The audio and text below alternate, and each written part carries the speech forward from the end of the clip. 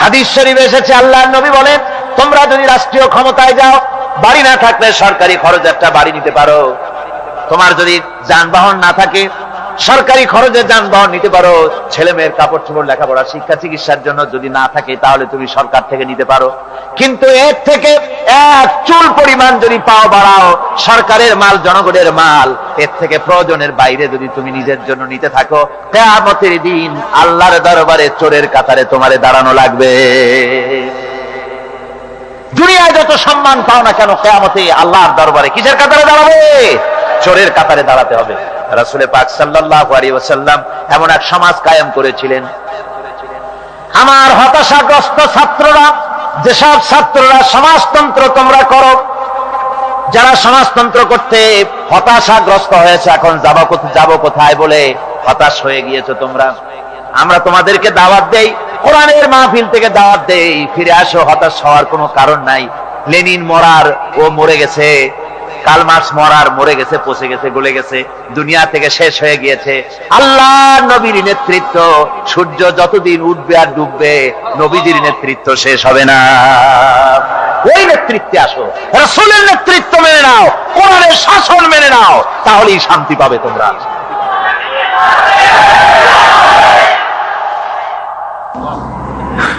আল্লাহর নবী দুপুরে আরাম করতেছিলেন। হযরত ওমর বলেন, আমি দেখতে গিয়েছিলাম রাসূলুল্লাহকে, আমি যাই সালাম দিলাম, হুজুর উঠে বসলেন। আমি দেখি খেজুরের পাতা দিয়া বুনানো দড়ি, সেই দড়ি দিয়া বুনানো খাটিয়া এখনো মক্কা মদিনায় আছে, যারা হজ করতে গেছেন দেখেছেন। ওই দড়ি দিয়া বুনানো খাটিয়া, ওর উপরে তোশক নাই, বিছানার চাদর নাই, নিজের হাত মোবারক মাথার তলে দিয়া রাসূল শুয়ে আছেন। ওমরকে দেখে হুজুর উঠে বসলেন। ওমর বলেন, আমি রাসূলের পিঠের দিকে তাকায় দেখি দড়িগুলোর দাগ কেটে আছে। আমি সহ্য করতে পারলাম না, আমি শিশুর মতো ডুকরে কেঁদে উঠলাম, বললাম, ইয়া রাসূলুল্লাহ, এই পৃথিবীর কাফির বেঈমানেরা এত শান্তি করলো দুনিয়ায়, আর আল্লাহর হাবিবের পিঠে দড়ির দাগ বরদাস্ত করতে পারছি না। আপনি আমার অনুমতি দেন, একটা তোশক আপনার জন্য বানায় দেই। হুজুর আমার বলেন, ওমর রে, শোনো, দুনিয়ায় শান্তি করার জন্য আমি আসি নাই। আমি যদি হুকুম করি উহুদ পাহাড় আমার জন্য সোনায় পরিণত হয়ে যা, উহুদ পাহাড়টা আমার জন্য সোনা হয়ে যেতে পারে। আমি দুনিয়ায় শান্তির জন্য আসি নাই, এসেছি মানবতার মুক্তির জন্য। পৃথিবীর মানুষগুলিকে বাঁচাতে এসেছি, সাদা কালো মানুষের ব্যবধান দূর করতে এসেছি। রাসূলুল্লাহ নারীর অধিকার দিলেন, সাদা কালা মানুষের ব্যবধান দূর করে দিলেন। পাহাড় সমান উঁচা সাদা কালা মানুষের অধিকারকে প্রতিষ্ঠিত করলেন, বললেন মানুষে মানুষে কোনো পার্থক্য নাই। আরবের উপরে অনারবের, অনারবের উপরে আরবের, ভাষার, সাদার উপরে কালোর, কালোর উপরে সাদার, কোন বর্ণ বৈষম্য ইত্যাদি দিয়ে মানুষের ফজিলত হয় না। মানুষের মর্যাদা বাড়ে, ইন্না আকরামাকুম ইনদাল্লাহি আতকাকুম। মানুষের মধ্যে মর্যাদা তোমাদের মধ্যে আল্লাহর কাছে তার, যে ব্যক্তি তোমাদের মধ্যে আল্লাহকে বেশি ভয় করে। সুবহানাল্লাহ কর, সুবহানাল্লাহ কর। আমার ভাইয়েরা, নবীজি মদিনা মুনাওয়ারায় ইসলামী রাষ্ট্রের রাষ্ট্রপ্রধান হয়েছেন। আজ বাজারে যেতেছেন, যাওয়ার সময় ডেকে ডেকে বলেন, বিধবাদের বাড়ির সামনে দিয়ে যায়, তোমাদের বাজার লাগবে নাকি?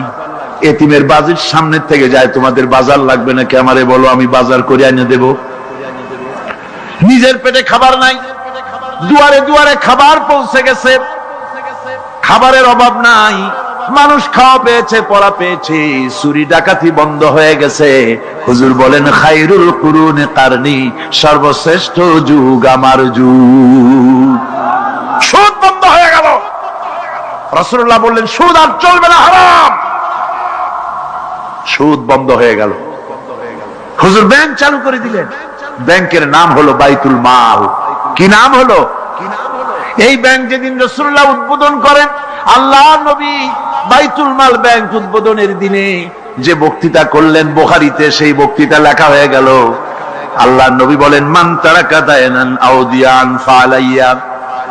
আমার এই রাষ্ট্রের ভিতরে কোন মানুষ যদি ঋণগ্রস্ত অবস্থায় মারা যায়, আর ঋণ পরিশোধ করার মতো অর্থ যদি তার কাছে না থাকে, তাহলে তার ঋণ পরিশোধের দায়িত্ব, তার বিধবা স্ত্রী আর তার এতিম বাল বাচ্চার সব দায়িত্ব আমি মুহাম্মদ সাল্লাল্লাহু আলাইহি ওয়াসাল্লাম আমার কাঁধের উপরে উঠাইয়া নিলাম। এমন সুন্দর রাষ্ট্র চালু হয়ে গেছে, মানুষ খাবার পেয়েছে, পড়ার পেয়েছে। বুড়োরা যাদের কাজ নাই, বুড়ো মানুষ কাজ করতে পারে না, তারা বসে বসে খাবারের ব্যবস্থা হয়ে গেছে। যুবকদের চাকরি হয়ে গেছে, বেকার কেউ আর বেকার নাই, সব কাজে ব্যস্ত হয়ে গেছে, মানুষের কাছে কাজ মিলেছে। কৃষক তাদের উৎপাদিত পণ্যের সঠিক মূল্য পাচ্ছে, শ্রমিক শ্রমের মর্যাদা পাচ্ছে, শ্রমিক মর্যাদা পাচ্ছে। রাসূলুল্লাহ বলেছেন শ্রমিক আর মালিক মনিব আর গোলামের সম্পর্ক না, সম্পর্ক ভাই ভাই। সম্পর্ক কি? শ্রমিকের মর্যাদা রাসূলুল্লাহ এভাবে দিলেন, নিজে শ্রম দিলেন। মদিনার 8 বছর চলে যাওয়ার পর হযরত আয়েশা রাসূলুল্লাহকে দেখলেন মাজা কুজা। হযরত আয়েশা বলেন, হুজুর মাজাটা কুজা কেন? বয়সের কারণে হলো নাকি? হুজুর বলেন, না, বয়সের কারণে হয় নাই। এই মদিনার চতুর্দিকে কাফির বেঈমানেরা যখন মদিনাকে আক্রমণ করেছিল, আমি তখন মদিনার চতুর্দিকে খন্দক পরিখা খনন করেছিলাম, 3 মাইল লম্বা, 15 ফিট গভীর, 30 ফিট চওড়া। সাহাবীরা মাটি কেটেছে, আমি মাটি বহন করেছি, আবার আমি মাটি কেটেছি, সাহাবীরা মাটি কেটেছে। মাটি কেটে আর মাটির ঝুড়ি বহন করে করে কোমরে যে বেদনা হয়েছিল আজ পর্যন্ত সেই বেদনা সেরে যায় নাই। এই হলো আমার রাসূল, এ হলো বিশ্ব নবী। এ কি নবী? সিল্লা এখন কি নবী? জীবন তো শুধু আমাদের এই দুনিয়ার জীবনই শেষ কথা, এরপরে আবার কি? এটাই আমাদের জীবন, এখানেই বেঁচে আছি, এখানেই মরে যাব, আর কালের আবর্তন ছাড়া আর তো কিছুই হয় না। সুতরাং পরকাল আবার একটা কি জিনিস? আল্লাহ রাব্বুল আলামিনের জবাবে আল্লাহ পাক বলেন, ওই কাফেরদেরকে জবাব শোনায় দেন, কুলিল্লাহু ইউহয়িকুম সুম্মা ইউমীতুকুম সুম্মা ইয়াজমাউকুম ইলা ইয়াউমিল কিয়ামাতি লা রাইবা ফীহ। ওদেরকে জবাব দেন, তোমরা নিষ্প্রাণ ছিলে, সেখান থেকে তোমাদেরকে আল্লাহ পাক জিন্দা করেছেন, এই জিন্দা থেকে তোমরা আবার মৃত্যুবরণ করবে, আবার তোমাদেরকে পুনরুত্থিত করা হবে, এতে কোনো সন্দেহ নাই। ওয়ালাকিন আকসারান নাস লা ইয়ালামুন। আসল কথা হলো যে মানুষেরা, অধিক সংখ্যক লোকেরা এই সম্পর্কে অজ্ঞ, তারা জানেন। তারা বলে, ওয়ায়াকুলুল ইনসানু আইযা মা মিততু লাসাউফা উখরাজু হাইয়্যা। তারা বলে যে সত্যি আমরা যখন মরে যাব তখন আমাদেরকে কে আবার চিন্তা করবে? এটা কি করে সম্ভব? মরে গেলাম, আবার চিন্তা কে করবে? আল্লাহ রাব্বুল আলামিন ওদের কথার জবাবে নবীজিকে বলেন, আপনি জবাব দিয়ে দেন, আওয়ালা ইয়াযকুরুল ইনসানু আন্না খালাকনাহু মিন ক্বাবলু ওয়া লাম ইয়াকু শাইআ। মানুষের কি সেই কথা মনে পড়ে না যখন তাকে সৃষ্টি করার আগে সে কিছুই ছিল না? তোমার সৃষ্টির আগে যখন তুমি কিছুই ছিলে না, সেখান থেকে তোমাকে যিনি সৃষ্টি করেছেন, তোমার মৃত্যুর পরে তিনি আবার তোমাকে জিন্দা করতে পারবে। তোমার কি মনে নাই? হাল আতা আলাল ইনসানি হিনুম মিনাদ দাহরি লাম ইয়াকুন শাইআম মাযকুরা। মানুষের জীবনে কি এমন সময় এসেছিল না যখন সে কোনো বিষয়বস্তু হিসেবে পরিগণিত ছিল না, কোন অস্তিত্ব ছিল না? আমি বিনা অস্তিত্বে তোমাদেরকে সৃষ্টি করেছি, বিনা অস্তিত্বে যখন তৈরি করতে পারলাম তখন বুঝি আমি আবার তোমাদেরকে জিন্দা করতে পারবো না। এটা কেমন কথা তোমরা বলো? ওরা বলে, ওয়াকালু আইযা কুন্না ইযামান ওয়া রুফাতান আইন্না লামাবউসুনা খালকান জাদীদা। আমরা যখন মরে যাব, আমাদের হাড্ডি গুড্ডি যখন মাটির সাথে একেবারে মিশে যাবে, তখন কি আমরা নতুন ভাবে আবার আমরা পুনরুত্থিত হব? আমাদের কি আবার চিন্তা করা হবে? আল্লাহ রাব্বুল আলামিন বলেন, কুল কুনু হিজারাতান আও হাদিদা। নবী শুনিয়ে দেন, তোমরা যদি মরে গিয়া মাটির সাথে মিশে গিয়া যদি পাথরও হয়ে যাও, আর যদি তোমরা লোহাও হয়ে যাও, তারপরেও আল্লাহ রব্বুল আলামিন তোমাদেরকে জিন্দা করবেন, আবার তোমাদের উঠাবেন। ওরা বলে যে আচ্ছা বুঝলাম, কে উঠাবে আমাদের, কেমনে উঠাবে? আল্লাহ পাক বলেন ফাসায়াকুলুনা মান ইউঈদুনা, ওরা বলে আমাদেরকে কে উঠাবে, আমাদেরকে কে জিন্দা করবে? আল্লাহ পাক জবাবে বলেন কুলিল্লাযী ফাতারাকুম আউওয়ালা মাররা, যিনি তোমাদেরকে প্রথম সৃষ্টি করেছেন তিনি আবার তোমাদেরকে জিন্দা করবেন। আল্লাহ পাক সুন্দর করে বুঝাচ্ছেন। এই সব কথা শোনার পরে ফাসায়ুনগিদুনা ইলাইকা রুউসাহুম ওয়া ইয়াকুলুনা মাতা হুয়া, এসব কথা শোনার পরে আল্লাহ বলেন ওই কাফেরেরা মাথা ঝুলায় ঝুলায় বলে আচ্ছা তা বুঝলাম। আল্লাহ বলেন ওরা মাথা ঝুলায় আর বলে আচ্ছা বুঝলাম, তবে সেই কিয়ামত মাতা হুয়া, কবে সেই কিয়ামত অনুষ্ঠিত হবে?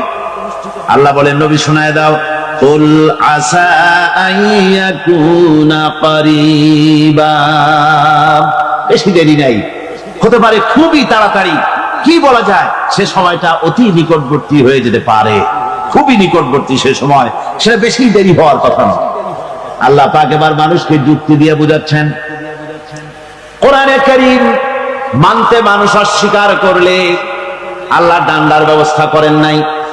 নবীজিকে বলেছেন ইন্নামা আনতা মুযাক্কিরুন লাস্তা আলাইহিম বিমুসাইতির, ও নবী আপনি একজন উপদেশক, উপদেশ দিয়ে যান, আপনাকে দারোগা করে বানাই নাই লাঠি চার্জ করার জন্য, পিটায়া মানুষ হেদায়েত করার দরকার নেই। মানুষকে বুঝান, যুক্তি দিয়া বুঝান। আল্লাহ নিজে যুক্তি দিচ্ছেন। আনতুম আশাদ্দু খালকান আমিস সামাউ বানাহা, ওই কাফেরেরা তোমরা যারা পরকালকে অস্বীকার করো, তোমাদেরকে উঠাইতে পারবো না যারা তোমরা বলছো, তোমাদেরকে সৃষ্টি করা কঠিন না ওই বিশাল আকাশটাকে সৃষ্টি করা কঠিন? ওই বিশাল আকাশটাই তো আমি আল্লাহ সৃষ্টি করেছি, জোরে কোন সুবহানাল্লাহ। তো অত বড় আকাশটারে যিনি বানাইতে পারবেন, সে খোদা বুঝি তোমাকে তৈরি করতে পারবেন? আল্লাহ পাক বলছেন ফানজুর ইলা আসারি রাহমাতিল্লাহি কাইফা ইউহিল আরদা বাদা মাউতিহা, লক্ষ্য করে দেখো এই পৃথিবীর মাটিকে আল্লাহ কিভাবে জিন্দা করেন, মুর্দা মাটি। এই মাটি চৈত্র বৈশাখ মাসে প্রখর রোদে মাটি ফেরে চৌচির হয়ে যায়। এই ফেটে যাওয়া চৌচির মাটিতে আল্লাহ পাক বৃষ্টির পানি দিয়ে এই মাটিকে, এই মৃত্যু মাটিকে আল্লাহ পাক যেভাবে জিন্দা করেন, ইন্না যালিকা লামুহিল মাউতা ওয়া হুয়া আলা কুল্লি শাইইন কাদির, সে আল্লাহ পাক তোমরা মরলে পরে আবার এভাবে জিন্দা করতে পারবেন, জোরে কোন সুবহানাল্লাহ। আমার ভাইয়েরা, আল্লাহ পাকের পরে বলেন দেখো মৃত্যু জমিনকে কেমনে জিন্দা করি। আল্লাহুল্লাযী আরসালার রিয়াহা ফাতুসিরু সাহাবাম ফাসুকনাহু ইলা বালাদিন মাইয়িতিন ফাআহইয়ানা বিহিল আরদা বা'দা মাউতিহা কাযালিকান নুশুর। আমি আল্লাহ রাব্বুল আলামিন ওই সমুদ্রের নোনা পানিগুলোকে, সমুদ্রের লবণাক্ত পানিগুলিকে বাষ্পীয় আকারে উত্থিত করে মেঘমালায় পরিণত করি, আর এরপরে বাতাসকে হুকুম করি বাতাস এই মেঘটারে টেনে নিয়ে যাও অমুক জায়গায়। মেঘ চলে এলো, আল্লাহ রাব্বুল আলামিন বলেন মেঘ এবার বিন্দু বিন্দু করে বৃষ্টি বর্ষণ করে দে। আমার হুকুমে ওই পানিগুলি বৃষ্টি হয়ে বিন্দু বিন্দু হয়ে জমিনে পতিত হয়।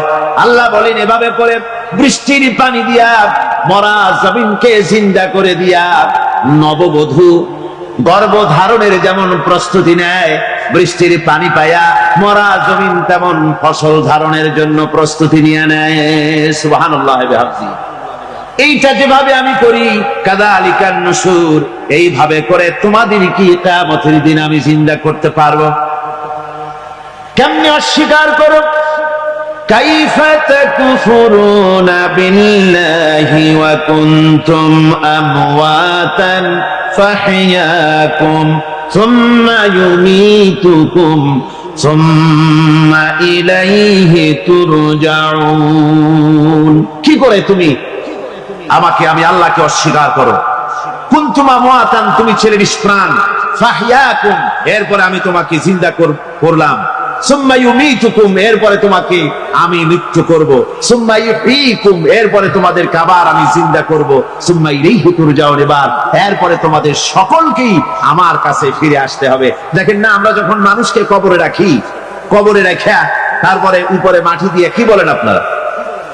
মিনহা খালাকনাকুম, পড়েন মিনহা খালাকনাকুম ওয়া ফিহা নুঈদুকুম ওয়া মিনহা নুখরিজুকুম তারাতান উখরা।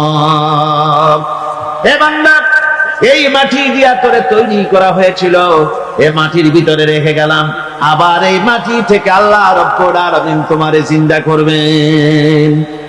কিয়ামতের ময়দানে সকলকে উঠতে হবে সেখানে আল্লাহর দরবারে। আল্লাহ পাক বলছেন, বান্দা কেমনে অস্বীকার করো? ইন কুনতুম ফি রাইবিন মিনাল বা'স فإنا خلقناكم من تراب। পরকালকে যারা অস্বীকার করো, কিয়ামতে উঠতে হবে, এটাকে কিভাবে অস্বীকার করো? চিন্তা করে দেখো, তুমি নিষ্প্রাণ মাটি ছিলে, সেই মাটি দিয়েই আমি তোমাকে তৈরি করেছি। আবার আল্লাহ পাক মানুষকে আরো বুঝান, কিয়ামত আছে, পরকাল হবে, আল্লাহর দরবারে উঠতে হবে। আলাম ইয়াকুন নুতফাতাম মিন মানিয়্যিন ইউমনা, তুমি কি মাতৃগর্ভে নিক্ষিপ্ত এক ফোঁটা পানি ছিলে না?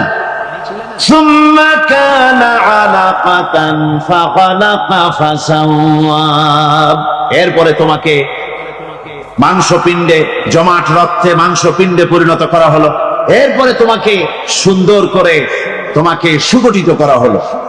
ফাজআলা মিনহু যাওজাইনি যাকারা ওয়াল উনসা, এরপরে মাতৃগর্ভের ভিতরে আমি এটাকে পুরুষ বানালাম, কন্যা সন্তান অথবা পুত্র সন্তানে পরিণত করলাম। এইটা যে পেরেছে, যিনি পেরেছেন, আলাইসা যালিকা বিকাদিরিন আলা আইয়ুহিয়াল মাউতা, সে আল্লাহর পক্ষে কি সম্ভব নয় যে তোমার মৃত্যুর পরে তিনি আবার জিন্দা করতে পারবেন? কি বলবেন, কি বলেন, সম্ভব না? তিনি পারবেন না? নিশ্চয়ই তিনি আবার কিয়ামতের মাঠে আমাদেরকে হাজির করতে পারবেন, এতে কোনো সন্দেহ নাই।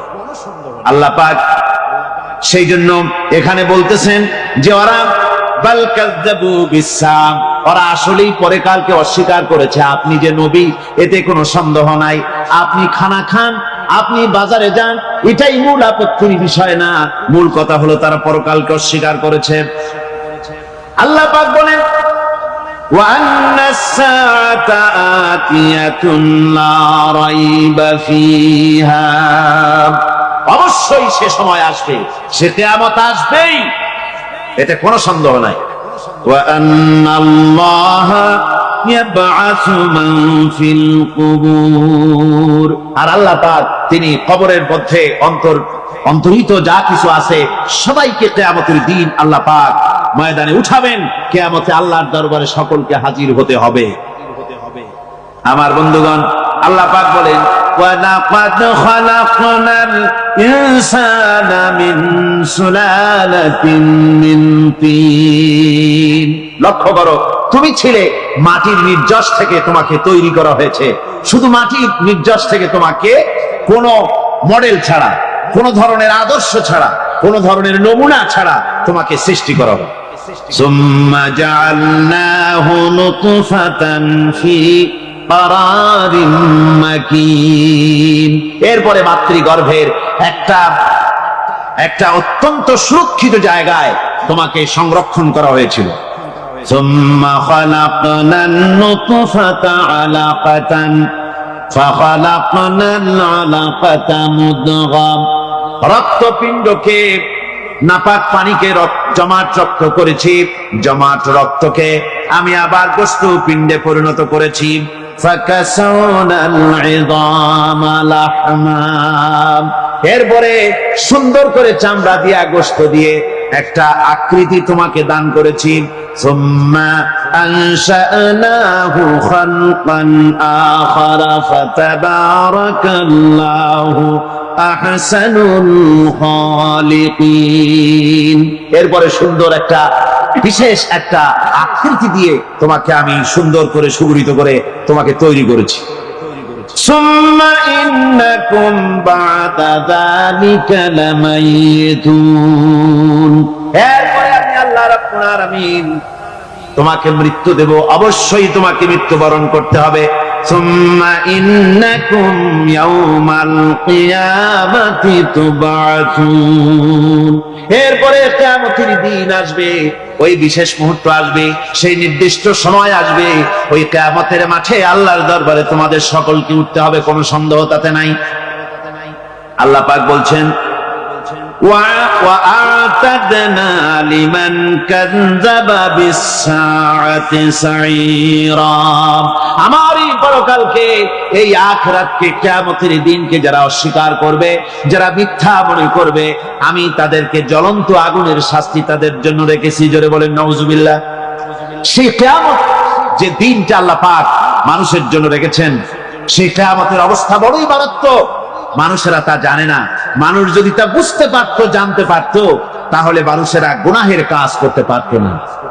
আপনারা কি চিন্তা করেন, ওই যে কাফের গুলি মক্কার জীবনে রাসূল পাক সাল্লাল্লাহু আলাইহি ওয়াসাল্লামের মক্কি জিন্দেগিতে যে সমস্ত মানুষগুলি চুরি করত, ডাকাতি করত, জিনা করত, বদমাশি করত, মানুষ হত্যা করত, এই লোকগুলি ফিরে আসতো কিসের কারণ?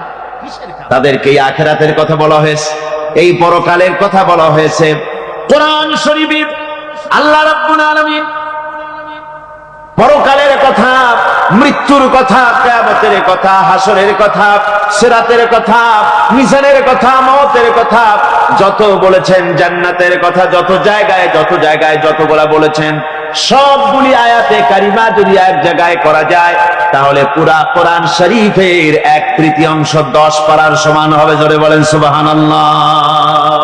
যেহেতু পরকালের চিন্তা ছাড়া মানুষের জীবন পরিচ্ছন্ন হতে পারে না, সুন্দর হতে পারে না, অপরাধ মুক্ত হতে পারে না। আল্লাহ পাক বলেন সেই দিনটি বড়ই ভয়ানক, বিপজ্জনক। ওই দিনটির ব্যাপারে আল্লাহ পাক তার বান্দাদেরকে সতর্ক করে দিয়েছেন, বান্দারা সতর্ক হয়ে যাও, এইভাবে দিন যাবে না, কিয়ামত আসবে।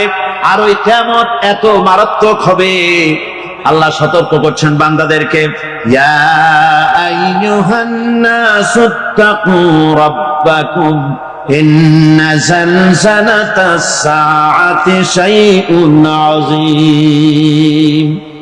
হে মানব সকল, আত্মরক্ষা করো খোদার গজব থেকে, আল্লাহর গজব থেকে আত্মরক্ষা করো। ইন্না জালজালাতাস সাআতি শাইউন আযীম। সেই কিয়ামতের সেই কম্পন খুবই মারাত্মক, খুবই ভয়াবহ কম্পন সৃষ্টি হবে সেদিন।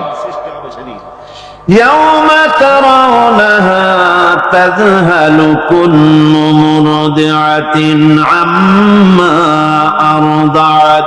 সেদিন দেখতে পাবে স্তন্যদায়িনী মা, যে মা তার সন্তানকে দুধ দেয়, ওই মাও তার দুধের বাচ্চার কথা ভুলে যাবে, মনে থাকবে না। আল্লাহ রাব্বুল আলামিন বলেন وَتَضَعُ كُلُّ ذَاتٍ حَمْلٍ حَمْلَهَا। গর্ভধারিণী মেয়ে লোক, তাদের গর্ভ খসে পড়বে। وَتَرَى النَّاسَ سُكَارَى। মানুষকে মানুষ দেখতে পাবে, মানুষগুলো উদ্ভ্রান্ত হয়ে পাগলের মতো ছোটাছুটি করছে। আল্লাহ বলেন ওয়ামা হুম বিসুকারা। আসলে এরা নেশাগ্রস্ত নয়, আসলে পাগল হয় নাই। ছুটছে কেন?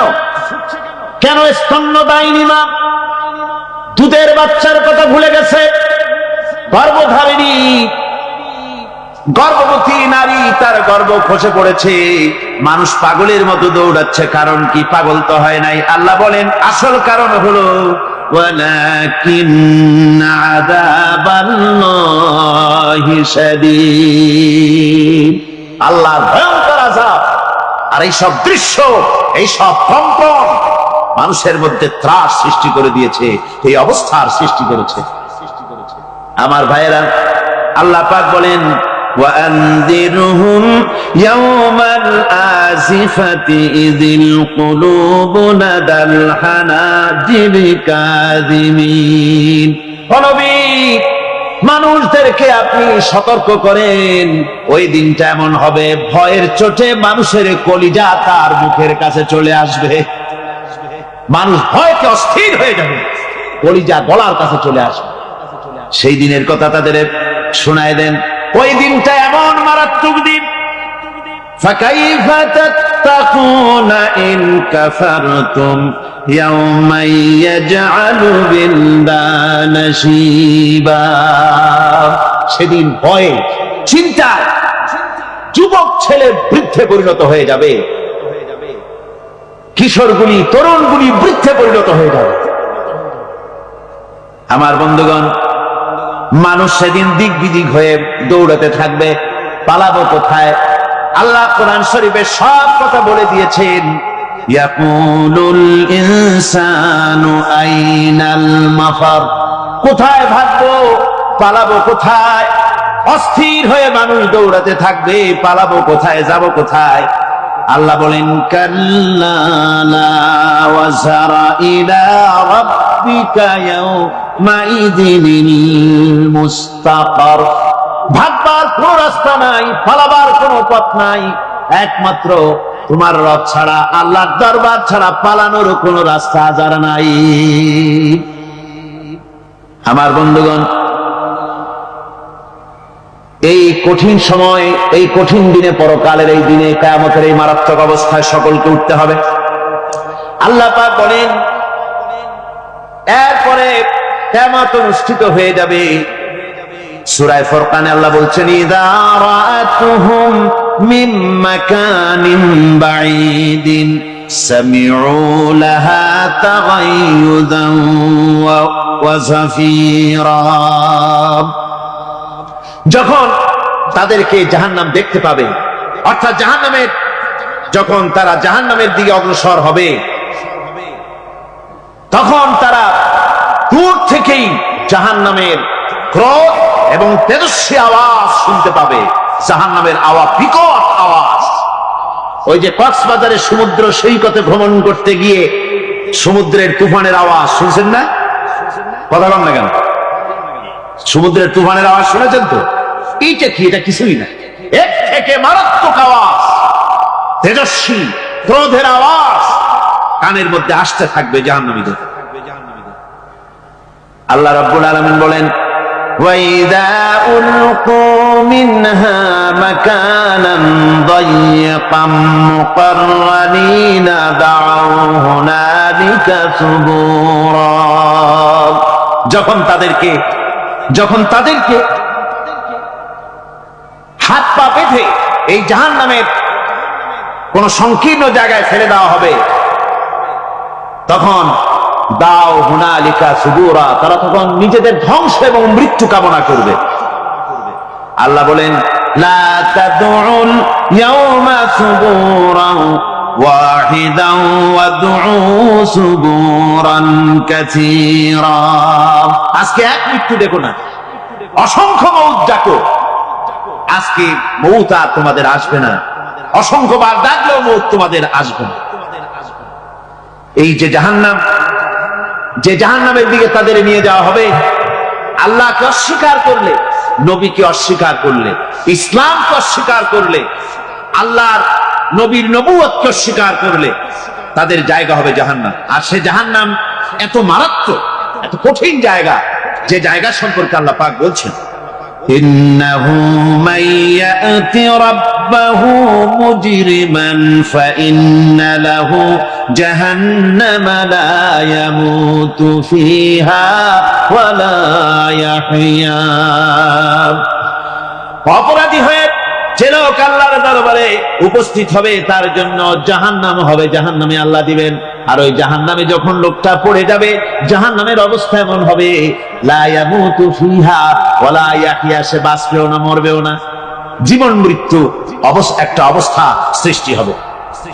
ওই জাহান্নামে নারুল্লাহিল মুকাদাতুল্লাতী তাত্তালিউ আলাল আফইদা, জাহান্নামের প্রচন্ড আওয়াজ এই আগুন উৎক্ষিপ্ত হয়ে তাদের কলিজা পর্যন্ত, অন্তর পর্যন্ত স্পর্শ করবে এই আগুনের তাপ। আর এদের পাহারায় রাখা হবে ইন্নাহা আলাইহিম মুসাদাতুন ফি আমাদিন মুমাদ্দাদা। জাহান্নামীদের পাহারায় রাখা হবে নির্মম, কঠোর ব্যবহার, কর্কশ আওয়াজ, কর্কশ ভাষী এ ধরনের ফেরেশতাদের রেখে রাখা হবে তাদের পাহারায়, তারা নিয়োজিত থাকবে। আল্লাহ রাব্বুল আলামিন বলেন, ও দুনিয়ার মানুষ, ইয়া আইয়ুহাল্লাযীনা আমানু কু আনফুসাকুম ওয়া আহলিকুম নারা। ও ইমানদারেরা, আল্লাহর তো দয়া বেশি বান্দার জন্য। বান্দার উপরে দয়া কার সবচেয়ে বেশি? সবচেয়ে বেশি দয়া হলো বান্দার উপরে আল্লাহ।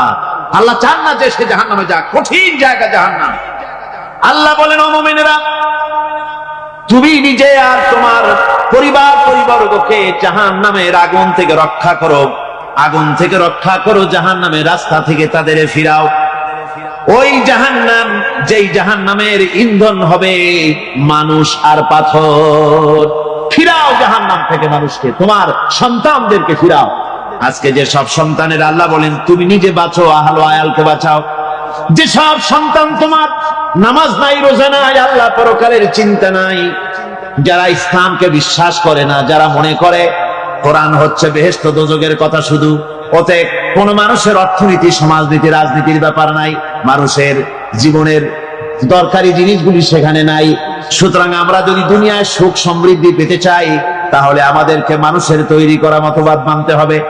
এইভাবে ছেলেরা যখন মানুষের তৈরিকার মতবাদের এদিকে যখন দৌড়ায়, মা বাপ যদি তাদেরকে না ফিরায়, জাহান্নাম থেকে বাঁচাবার জন্য যদি চেষ্টা না করে, কিয়ামতের দিন ওই সন্তানেরা জাহান্নামে, যখন জাহান্নামের অর্ডার তাদের হয়ে যাবে, তারা বলবে, রব্বানা আরিনাল্লাযাইনি আদাল্লানা। হে আমার প্রভু, কে আমাদেরকে গোমরাহ করে দিল, মিনাল জিন্নি ওয়াল ইনসি, জিনের ভিতর থেকে, মানুষের ভিতর থেকে, আমাদের নেতারা, আমাদের মা বাপ, আমাদের মুরব্বী, তারা আমাদেরকে বিভ্রান্ত করলো, তোমার রাস্তা থেকে সরায় দিল। ওরা কই?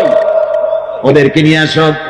আমাদের কি এই খারাপ রাস্তা থেকে ফিরায় নাই, জাহান্নামের পথে চলেছি, আমাকে ফিরায় নাই। ও আল্লাহ, আজকে জাহান্নামে যাওয়ার আগে ওই মা বাপ আর মুরব্বী আর নেতাগুলি নিয়ে আসো। নাজআলহুমা তাহতা আকদামিনা লিয়াকুনা মিনাল আসফালিন। নিয়ে আসো, ওদেরকে পায়ের তলে রেখে তারপরে জাহান্নামে যাব। আমার ভাইরা, যে ছেলে আজকে মানুষের তৈরি করা মতবাদের আন্দোলন করছে, সেকুলারিজম করছে, সোশ্যালিজম করছে, ক্যাপিটালিজম করছে, তারপরে ন্যাশনালিজম করছে, হাজারো মতবাদের দিকে আকৃষ্ট হয়েছে আপনার ছেলে, আপনার স্ত্রী, আপনার বোন, আপনার ভাই, আপনি জেনে শুনে তাদেরকে ফিরাচ্ছেন না, আল্লাহ রাস্তায় আনতেছেন না। কিয়ামতের দিন ওরা পালাইতে যাবে, এবং ওদের এই অপরাধের কারণে, ফিরানোর কারণে, সহযোগিতা করার কারণে কিয়ামতের দিন অবস্থা করুণ হয়ে যাবে। এই জন্য আল্লাহ রাব্বুল আলামিন বলছেন, হে বিশ্বাসীরা, আমাকে তোমরা যারা বিশ্বাস করেছো, ঈমান এনেছো, নিজে বাঁচো আর নিজের আহল আয়ালকে জাহান্নামের আগুন থেকে বাঁচাও। ওই জাহান্নাম আলাইহা মালাইকাতুন গিলাদুন শিদাদুন লা ইয়াসুনাল্লাহা মা আমারাহুম ওয়া ইয়াফআলুনা মা ইউমারুন। আল্লাহ রাব্বুল আলামিন বলেন, সেখানে অত্যন্ত কর্কশ, রূঢ় এবং নির্মম স্বভাবের এমন সব ফেরেশতা পরিচালক হিসেবে জাহান্নামে দেওয়া হবে, যারা আল্লাহর নির্দেশের বাইরে কোনো কাজ করে না, তারা সেই সব কাজই করে যা আল্লাহ তাদেরকে হুকুম করেন। তাদেরকে অনুরোধ করে, দরখাস্ত করে কোন রকম তাদের কাছে কোনো কৃপা, কোনো করুণা, কোনো মহব্বত কিছুই পাওয়া যাবে না। অত্যন্ত কর্কশ, রূঢ় মেজাজের ফেরেশতা সেখানে পরিচালক হিসেবে দেওয়া হবে। আর ওই জাহান্নামীদেরকে, যারা জাহান্নামে যাবে কিয়ামতের দিন, ফাল্লাযীনা কাফারু কুত্তিআত লাহুম সিয়াবুম মিন নার। আগুন দিয়ে কেটে তাই দিয়ে পোশাক তৈরি করে দেওয়া হবে, আগুনের পোশাক পরিয়ে দেওয়া হবে। আগুনের পোশাক গায়ে পরিয়ে দেওয়ার পরে, কুল্লামা নাদিজাত জুনুদুহুম বাদদালনাহুম জুনুদান গায়রাহা। একবার চামড়া পুড়ে যাবে, জাহান্নামের আগুনে চামড়া পুড়ে গলে যাবে, আবার আল্লাহ রাব্বুল আলামিন নতুন করে চামড়া পরিয়ে দিবেন যাতে করে শাস্তির তীব্রতা অনুভব করতে পারে। জোরে কোন নাউজুবিল্লাহ। আমার ভাইরা, জাহান্নামীরা ক্ষুধার যন্ত্রণায়, তৃষ্ণার যন্ত্রণায় আকাশের দিকে তাকায় থাকবে, উপরের দিকে তাকায় থাকবে, বলবে আরে যদি একটু বৃষ্টি হতো, মেঘ হতো। হঠাৎ করে দেখবে যে উপরে কালো মেঘ হয়ে গেছে, মনে করবে যে এবার বুঝি বৃষ্টি হবে, পানি পান করব। মেঘ তারা দেখতে পেল, মেঘের ভিতর থেকে অল্পক্ষণের ভিতরে গরম পানি পড়বে, এমন গরম পুঁজ, এমন গরম রক্ত পড়বে যেগুলি পান করলে পরে সঙ্গে সঙ্গে পেটের নাড়ি ভুঁড়িয়ার কলিজা পিছনের দরজা দিয়া সব বেরিয়ে যাবে। নাউজুবিল্লাহি মিন যালিক। আয় আল্লাহ, এই কঠিন অবস্থা থেকে তুমি আমাদেরকে হেফাজত করো। জোরে বলেন আমিন। সবাই বলেন আমিন। আমার ভাইয়েরা, তামসার ব্যাপার নয়। ও যুবক ভাইয়েরা, শিক্ষিত ভাইয়েরা, তামসা করার ব্যাপার না। দুনিয়ায় খেল তামাশা ফুর্তি করার জায়গা না। जगह जी लगाने के लिए ये दुनिया नहीं है, ये इबरत की जा है, तमाशा नहीं है। দুনিয়া উপভোগ গ্রহণ করার জায়গা, খেল তামাশা করার জায়গা না। এই পৃথিবীতে আল্লাহ রাব্বুল আলামিন বলেন, নাফরমানি করলে পরে জাহান্নামে যাবেই, জাহান্নামে যেতে হবে। ওই জাহান্নামীদের কি খেতে দেওয়া হবে? আল্লাহ পাক বলছেন, শোনো, খেতে দেব কি? তুসকা মিন আইনিন আনিয়া, ফুটন্ত গরম পানি তাদেরকে পান করতে দেওয়া হবে। লাইসা লাহুম তুআমুন ইল্লা মিন দরি, কাঁটা যুক্ত ঘাস তাদেরকে খেতে দেওয়া হবে। লা ইউসমিনু ওয়ালা ইউগনি মিন জু, এই খাবারে তাদের শরীর পরিপুষ্ট হবে না, আর ক্ষুধাও নিবৃত্ত হবে না। আমার বন্ধুগণ, এমন কঠিন জাহান্নামের অবস্থা থেকে মাপ পাওয়ার জন্য ইমানের জোশ আসতে হবে, ইমানদার হতে হবে, আর নাফরমানিকে ছেড়ে দিতে হবে। জাহান্নামে যখন মানুষদেরকে নিয়ে যাওয়া হবে, জাহান্নামীদেরকে, ইযা উলকু ফিহা সামিউ লাহা শাহীকান ওয়া হিয়া তাফুর, যখনই খোদাদ্রোহীদেরকে জাহান্নামের দিকে নিয়ে যাওয়া হবে, আজ তো খুব মাতবাড়ি, কত ভক্ত আছে, তারপরে কত শক্তি, কত কিছু, কিন্তু আল্লাহর দরবারে যখন হাজির হবে, কোন শক্তি তখন কাজে লাগবে না, কোন শক্তি কাজে লাগবে না। জাহান্নামে যখন তাদেরকে নিয়ে যাওয়া হবে, জাহান্নাম তখন গোসায় ফেটে পড়তে থাকবে, জাহান্নামের ভিতর থেকে গর্জন আসতে থাকবে, তাকাদু তামাইয়াজু মিনাল গায়জ, জাহান্নাম যেন গোসায় ফেটে পড়তে চাইবে। কুল্লামা উলকিয়া ফিহা ফাওজুন সাআলাহুম খাজানাতুহা আলাম ইয়াতিকুম নাদির, জাহান্নামের পরিচালক বলবে, ও আল্লাহর বান্দা, কেন আজ জাহান্নামে আসলি, কেন দোজখে আসলি? আলাম ইয়াতিকুম নাদির, তোর কাছে কি কোনো ভীতি প্রদর্শক কেউ যায় নাই? কোন নবীর কথা কি শোনো নাই? কোরআনের কথা কি শোনো নাই? হাদিসের কথা কি শোনো নাই? জাহান্নামে কেন এলি? এত বড় খারাপ জায়গা কেন আসলি? শোনো নাই কি? কোনো ভয় দেখানো কেউ কি সব সতর্কবাণী শোনায় নাই? বেঈমানেরা বলবে, ক্বালু বালা ক্বাদ জাআনা নাযীর, হ্যাঁ, আমাদের কাছে এসেছিল, আমাদের কাছে ভীতি প্রদর্শনকারী এসেছিল। ফাকাযযাবনা ওয়া কুলনা মা নাযালাল্লাহু মিন শাই, এসেছিল কিন্তু আমরা বলেছি বেটা মিথ্যে কথা বলে। জোরে কোন নাউজুবিল্লাহ। বেটা মিথ্যে কথা বলে। কিসের ব্যস্ত, কিসের দোজখ? খালি খালি দোজখের একটা ভয় দেখাইয়া দুনিয়ার এই টাটকা সুখগুলি নষ্ট করতে চায় এরা। পয়গম্বরদের এরকম বলেছে, আর আলেমদেরকেও যখন কোরআন হাদিস থেকে বলা হয় তখন বলে, এরা জানি দোজখের কথা কইতে, দোজখ কিসের, আর ব্যস্ত সে তো এক অসভ্য উদ্যান। জোরে কোন নাউজুবিল্লাহ। এমনি করে তারা তামসা করে। ওরা বলবে, আমরা এসেছিল ভীতি প্রদর্শনকারী, আমরা মিথ্যে মনে করেছি, বলেছি ওটা মিথ্যে কথা, আর বলেছি আল্লাহ এই ধরনের কিছু নাজিল করেন নাই। জাহান্নামীরা বলবে, ওয়াকালু লাউ কুন্না নাসমাউ আও নাকিলু মা কুন্না ফি আসহাবিস সাঈর। আরে লাউ কুন্না নাসমাউ, তার মানে হলো যদি আমরা শুনতাম অর্থাৎ মানতাম, যদি নবীর কথা মানতাম, কোরআনের কথা যদি মানতাম, আর যদি ভালো করে বুঝতাম, মা কুন্না ফি আসহাবিস সাঈর, তাহলে আজকে এই জাহান্নামের কঠিন শাস্তি আমাদের লাভ পেতে হতো না, জাহান্নাম থেকে বেঁচে যেতে পারতাম। কি সর্বনাশ করলাম বুঝি নাই, যা কিছু শুনেছি মানুষের কথা মতো শয়তানের ওয়াসওয়াসায় পড়ে তো ভুলই করলাম। সেদিন যতই আফসোস করা হোক না কেন, এই আফসোস কোনো কাজে লাগবে না। قل أذلك خير أم جنة الخلد التي وعد المتقون كانت لهم جزاء ومصيرا। আল্লাহ বলছেন এই সব কথা বলার পরে, জাহান্নামের সব শাস্তির কথা শুনাইয়া আল্লাহ বলছেন বলেন, কুল আযালিকা খায়রুন, এই পরিণতি কি ভালো যে জাহান্নামের পরিণতির কথা বলা হলো? তোমরা যে সমস্ত অবাধ্যতা করতেছো, ঈমান আনতেছো না, নবীকে গালাগালি করছো, ইসলাম মানতেছো না, নাফরমানি করছো, এর পরিণতি যা হবে, আযালিকা খায়রুন, এই পরিণতি কি ভালো?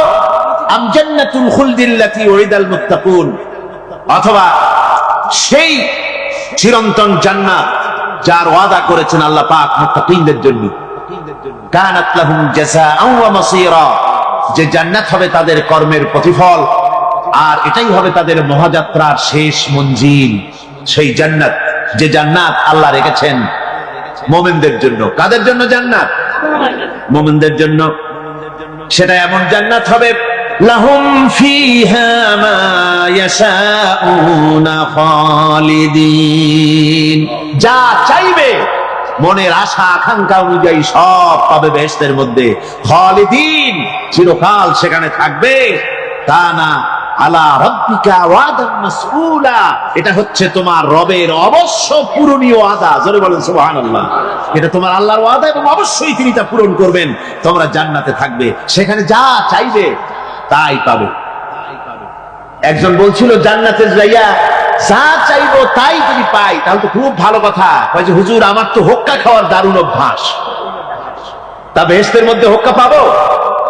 বুজুর্গ ব্যক্তি বলছেন, আল্লাহর বান্দা, বেহেশতে যাইয়া যদি তুমি হোক্কা খাইতে চাও তো আল্লাহ তোমার হোক্কা দিবেন, কিন্তু আল্লাহর কসম করে বলতে পারি বেহেশতে যাইয়া এমন পচা জিনিস খাওয়ার তোমার ইচ্ছে জাগবে না। এত ভালো জিনিস তুইয়া এই পচা জিনিস খাওয়ার ইচ্ছা তোমার জাগবে না মনের ভিতর। বেহেশত আল্লাহ রাব্বুল আলামিন মুমিনদের জন্য রেখেছেন। আমার ভাইরা, সে বেহেশতের বর্ণনা কোরআনে কারীমের মধ্যে আল্লাহ দিয়েছেন। একদিকে জাহান্নাম, কোরআনের বর্ণনা কত সুন্দর। জাহান্নামের কথা শুনতে শুনতে লোকেরা আল্লাহর ভয়তে হতাশ হয়ে যেতে পারে, আল্লাহর ভয়তে। সেই জন্য যত জায়গায় জাহান্নামের বর্ণনা আছে, সাথে সাথে আবার আশার সঞ্চার করার জন্য আল্লাহ জান্নাতের কথা বলেছেন। কাহার এবং জব্বার নাম আল্লাহ যেখানে ব্যবহার করেছেন, সাথে সাথে আবার গফুর রহিম নাম ব্যবহার করেছেন, বান্দা যেন হয়রান হয়ে না যায়। আমার ভাইরা, একদিকে জাহান্নামের এই কঠিন শাস্তির কথা, আবার অপর দিকে আল্লাহ বলেন, শোনো, এমন জান্নাত আমি রেখেছি, মাসালুল জান্নাতিল্লাতী উইদাল মুত্তাকুন, এমন বেহেশত মুত্তাকিনদের জন্য যার ওয়াদা করা হয়েছে, এমন বেহেশত সেটা, ফিহা আনহারুম মিন মাইন গায়রি আসিন, সেখানে এমন সুন্দর স্বচ্ছ পানির ঝর্ণাধারা, সুমিষ্ট পানির ঝর্ণাধারা রাখা হয়েছে। ওয়া আনহারুম মিন লাবানিন লাম ইয়াতাগায়্যার তা'আমুহু, আর সেখানে দুধের ঝর্ণা রাখা হয়েছে যার স্বাদ কখনো নষ্ট হবে না। ওয়া আনহারুম মিন খামরিন লাযযাতান লিশ-শারিবিন, আর রাখা হয়েছে পানীয়ের ঝর্ণাধারা যা পানকারীদের জন্য অত্যন্ত সুন্দর হবে, খুবই সুস্বাদু হবে। আর রাখা হয়েছে ওয়া আনহারুম মিন আসালিন মুসাফফা, পরিষ্কার পরিচ্ছন্ন সুস্বাদু মধুর ঝর্ণা। জোরে বলেন সুবহানাল্লাহ। ওয়া সাকাহুম রাব্বুহুম শারাবান তাহুরা। জান্নাতের ভিতরে তোমাদেরকে পান করানো হবে শারাবান তাহুরা, পবিত্র পানীয়। তাহের এবং তাহুর দুটি কথা। তাহের বলা হয় সেই জিনিসকে যা নিজে পাক আর একজনকে পাক করতে পারে না, যেমন মধু, যেমন তেল, যেমন দুধ নিজে পাক, কিন্তু দুধ দিয়ে যদি কেউ গোসল করে, দুধ দিয়ে যদি কেউ উযু করে, ও নিজে পাক কিন্তু আপনাকেও পাক করতে পারবে না। এটার নাম হচ্ছে তাহের। আর তাহুর বলা হয় সেই জিনিসকে যে নিজেও পাক এবং অন্যকেও পাক করে দিতে পারে, যেমন পানি। পানি নিজে পাক, ওটার দ্বারা উযু করলে, গোসল করলে সেও কি হবে? পাক হয়ে যাবে। আল্লাহ তাই বলেন জান্নাতের ভিতরে ওয়াসাকাহুম রাব্বুহুম শারাবান তাহুরা, জান্নাতের ভিতরে শরাবে তাহুর পান করানো হবে। ওই শরাবটা নিজেই পাক, আর যে পান করবে তাকে আরো পরিচ্ছন্ন পবিত্র করে দেবে। জোরে বলেন সুবহানাল্লাহ। সেই শরাব হবে এমন, খিতামুহু মিস্ক, যার মুখগুলি সুন্দর করে সুগন্ধ জিনিস দিয়ে, সুগন্ধি দিয়ে, মিস্ক দিয়ে আটকানো রয়েছে। তারপরে কি? وفي ذلك فليتنافس المتنافسون। এবার এই শরাব পান করার জন্য, এই পবিত্র পানীয় পান করার জন্য প্রতিযোগিতা করো। কে তোমরা প্রতিযোগিতা করে তার কাছে যেতে পারো? কিয়ামতের দিন আল্লাহ পাক জান্নাতে এই জিনিস পান করাবেন, আর ওই পাগলেরা কয় মদ খাওয়াবে। জোরে কান নাউজুবিল্লাহ। যার যা অভ্যাস সেটাই সে নিজেও তাই চিন্তা করে। আমার বন্ধুগণ, জান্নাতের ভিতরে আল্লাহ রাব্বুল আলামিন এভাবে মধুর ঝর্ণা রাখবেন, দুধের ঝর্ণা রাখবেন, সতত প্রবাহিত ঝর্ণা ধারা সেখানে থাকবে। মুত্তাকিনা আলাল আরাইকি লা ইয়ারাউনা ফিহা শামসান ওয়ালা জামহারিরা। জান্নাতীরা ঠেস দিয়ে ছায়ার মধ্যে আরাম করে বসে থাকবেন, না তাদেরকে সূর্যের তাপ জ্বালাতন করবে, আর না তাদের সেখানে কোনো কষ্ট হবে। এমনি করে আরাম করে তারা তার ভেতরে থাকবে, আর সেখানে তাদেরকে সুন্দর করে ছায়া সুনিবিড় এক সুন্দর জান্নাতের ভেতরে এক সুন্দরতম পরিবেশের মধ্যে আল্লাহ রাব্বুল আলামিন তাদেরকে সেখানে রাখবে। এরপরে তারা ওয়াইদা রাআইতা সুম্মা রাআইতা নাঈমান ওয়া মুলকান কাবীরা। সেখানে যেদিকেই তাকাবে সেদিকেই শুধু নিয়ামতের সাম্রাজ্য দেখতে পাবে, শুধু নিয়ামত আর নিয়ামত, এগুলি তাদের চোখে পড়বে। সেখানে না সূর্যের তাপ আর না শীতের প্রকোপ, কোনো কষ্ট নাই, মানুষের শরীর থেকে ঘামও বেরোবে না, সেখানে বার্ধক্য এসে কাউকে পীড়া দিবে না। হুজুর একজন বুড়া লোককে বলছিলেন, মিয়া তুমি তো ভেস্তে যাবে না, তুমি তো বুড়া মানুষ, তুমি তো ভেস্তে যাইতে পারবে না। লোকটা কান দিয়ে অস্থির হয়ে গেছে। রাসূল বলছেন যে ভেস্তে বুড়া মানুষ যাবে না, তাহলে তো আমার উপায় নাই। হুজুর বলছেন না, তুমি যখন ভেস্তে যাবে তুমি যুবক হয়ে যাবে। সুবহানাল্লাহ ওয়া বিহামদিহি। একদম কালো মানুষ হুজুর বলছেন যে কালো মানুষ ভেস্তে যাবে না, সে তো একদম কান্দিয়া হয়রান। হুজুর বলছেন দেখো, তুমি যখন ভেস্তে যাবে তুমি কালো থাকবে না, তুমি সুন্দর সুশ্রী হয়ে যাবে। সুবহানাল্লাহ। আমার ভাইয়েরা, ওই জান্নাতের ভিতরে আল্লাহ রাব্বুল আলামিন অগণিত নিয়ামত মানুষের জন্য রেখেছেন, নিজের বান্দার জন্য রেখে দিয়েছেন। ওয়া হুরুন ঈন, বেহেশতীদের জন্য রয়েছে সুন্দর চক্ষুধারী হুরগণ রয়েছে সেখানে জান্নাতীদের জন্য। কাআমসালিল লুউলুইল মাকনুন, যেন সে এতই সুন্দর, যেন গোপনে রক্ষিত মুক্তার মতো, মুক্তা সদৃশ। এভাবে সুন্দর সুন্দরী হুরগণকে, হুরদেরকে আল্লাহ রাব্বুল আলামিন তার বান্দাদেরকে সেখানে রেখেছেন। লা ইয়াসমাউনা ফিহা লাগওয়ান ওয়ালা তা'সীমান ইল্লা কিলান সালামান সালামা। কোন পাপ সেখানে মানুষ দেখবে না, কোন বাজে কথা সেখানে শুনবে না, শুধু শান্তি আর শান্তি। আল্লাহ রাব্বুল আলামিন মুমিন বান্দাদের বলবেন, উদখুলুল জান্নাতা আনতুম ওয়া আজওয়াজুকুম তুহবারুন। আল্লাহ রাব্বুল আলামিন বলবেন, ও আমার বান্দারা, জান্নাতে প্রবেশ করো, তোমাদের স্ত্রীদেরকে সাথে নিয়ে জান্নাতে চলে যাও। সুবহানাল্লাহ বিহামদিহি। তোমার স্ত্রী, তোমাদের স্ত্রীদেরকে নিয়ে, সাথে করে নিয়ে জান্নাতের ভিতরে চলে যাও, সেখানে তোমরা আরামে থাকো। يطاف عليهم بصحاف من ذهب وأكواب وفيها ما تشتهي الأنفس وتلذ الأعين وأنتم فيها خالدون। তাদের সামনে সেখানে স্বর্ণ নির্মিত থালা এবং সমস্ত পাত্র তাদের সামনে ঘুরতে থাকবে। তারা সেখানে আরামে মন ভোলানো সাজ সজ্জা সরঞ্জামাদি ইত্যাদি দেখে তারা সেখানে অবাক হয়ে যাবে। এত সুন্দর জান্নাতের পরিবেশ দেখে তারা হয়রান হয়ে যাবে। এই জান্নাতীদেরকে আল্লাহ রাব্বুল আলামিন ফেরেশতাদেরকে অর্ডার করবেন, ও আমার ফেরেশতারা, আমার এই বান্দাগুলিকে জান্নাতের দিকে নিয়ে যাও। وسيق الذين اتقوا ربهم إلى الجنة زمرا। যারা আল্লাহকে ভয় করে জীবন চালাইছে, আল্লাহকে ভয় করে যারা জীবন সমাজ ব্যক্তি পরিবার রাষ্ট্র পরিচালনা করেছে, আল্লাহ রাব্বুল আলামিন বলবেন, ও আমার ফেরেশতারা, আমার এই বান্দাগুলিকে জান্নাতের দিকে নিয়ে যাও। ফেরেশতারা জান্নাতীদেরকে হাকায়া জান্নাতের দিকে নিয়ে যেতে থাকবে। আবার ওদিকে আছে ওয়াসিকাল্লাযীনা কাফারু ইলা জাহান্নামা যুমারা, জাহান্নামীদেরকে হাকায় নিয়ে যাওয়া হবে কোন দিকে? কোন দিকে? জাহান্নামের দিকে। এখন ওয়াসিকা মানে হাকায় নিয়ে যাওয়া, বেহেশতীদেরকেও হাকায় নিয়ে যাবে, আর জান্নাতীদের ওই কি কয় দোজখী যারা, তাদেরকেও হাকায় নেওয়া হবে, আর বেহেশতীদেরকেও হাকায় নেওয়া হবে। এটা কেমন কথা? দুই জায়গায় হাকানি খাওয়ান লাগবে। হাকানি বোঝেন তো? ধাক্কা।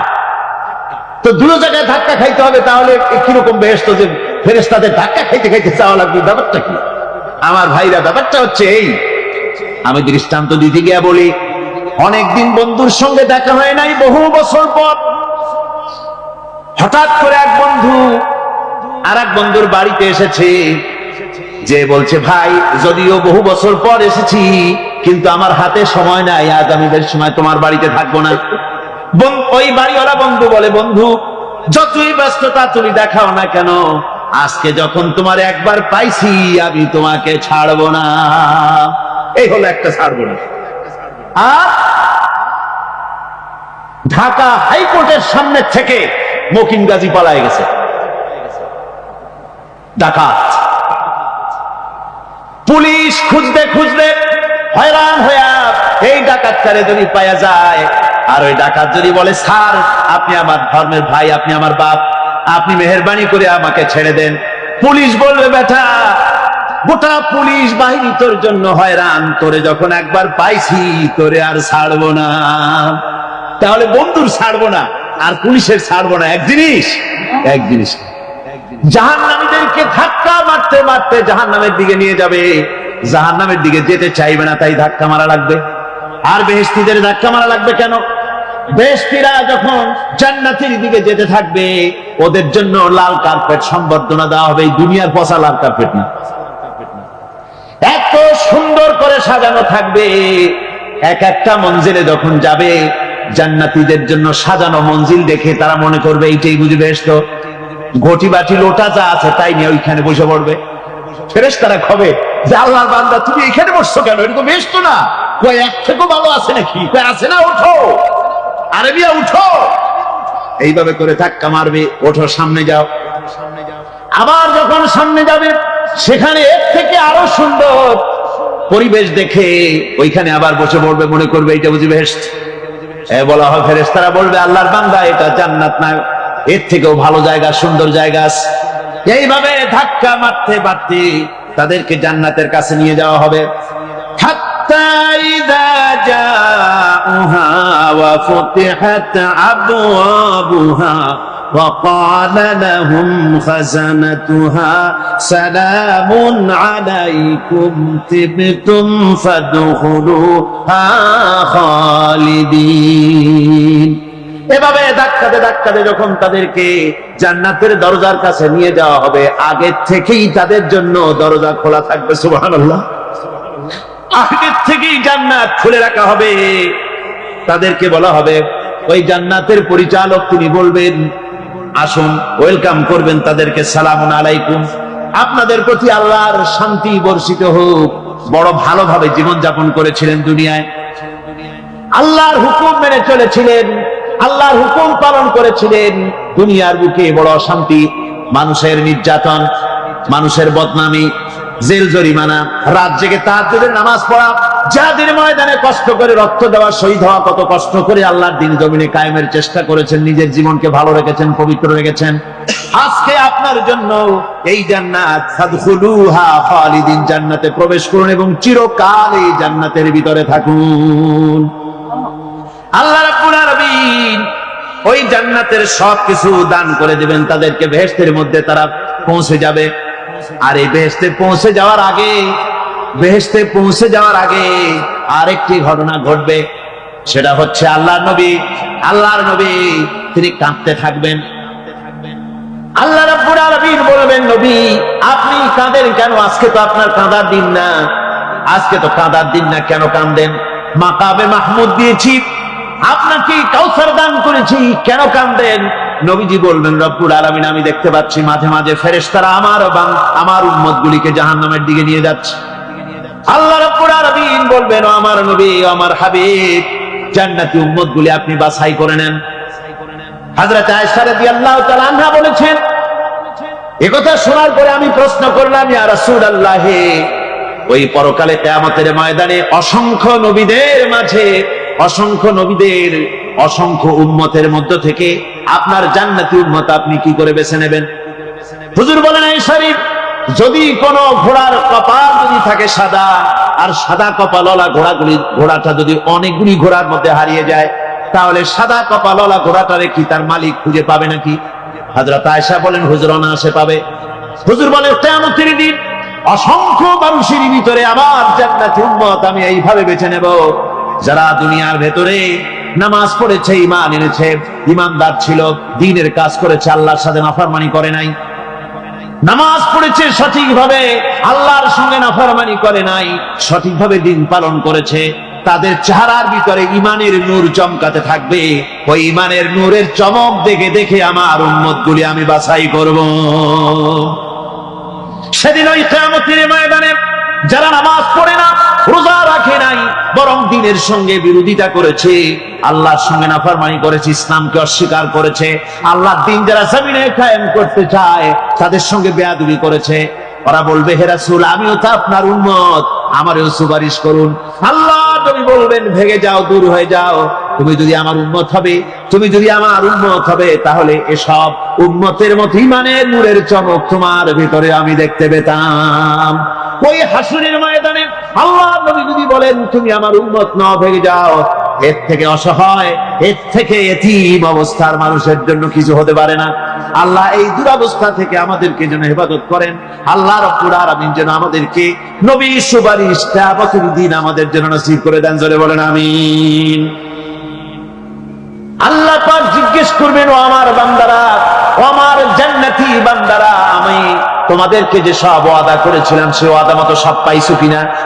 আমি ওয়াদা করেছিলাম আমার জন্য রাত জেগে যদি তাহাজ্জুদের নামাজ পড়ো, নামাজ, রোজা, হজ, যাকাত যদি করো, আমার দিন কায়েমের জন্য যদি আন্দোলন করো, রক্ত যাও, আমার জন্য যদি কষ্ট করো, শহীদ হও, তাহলে আমি তোমাদেরকে জান্নাত দেব। যত ওয়াদা করছিলাম তা পেয়েছো কিনা?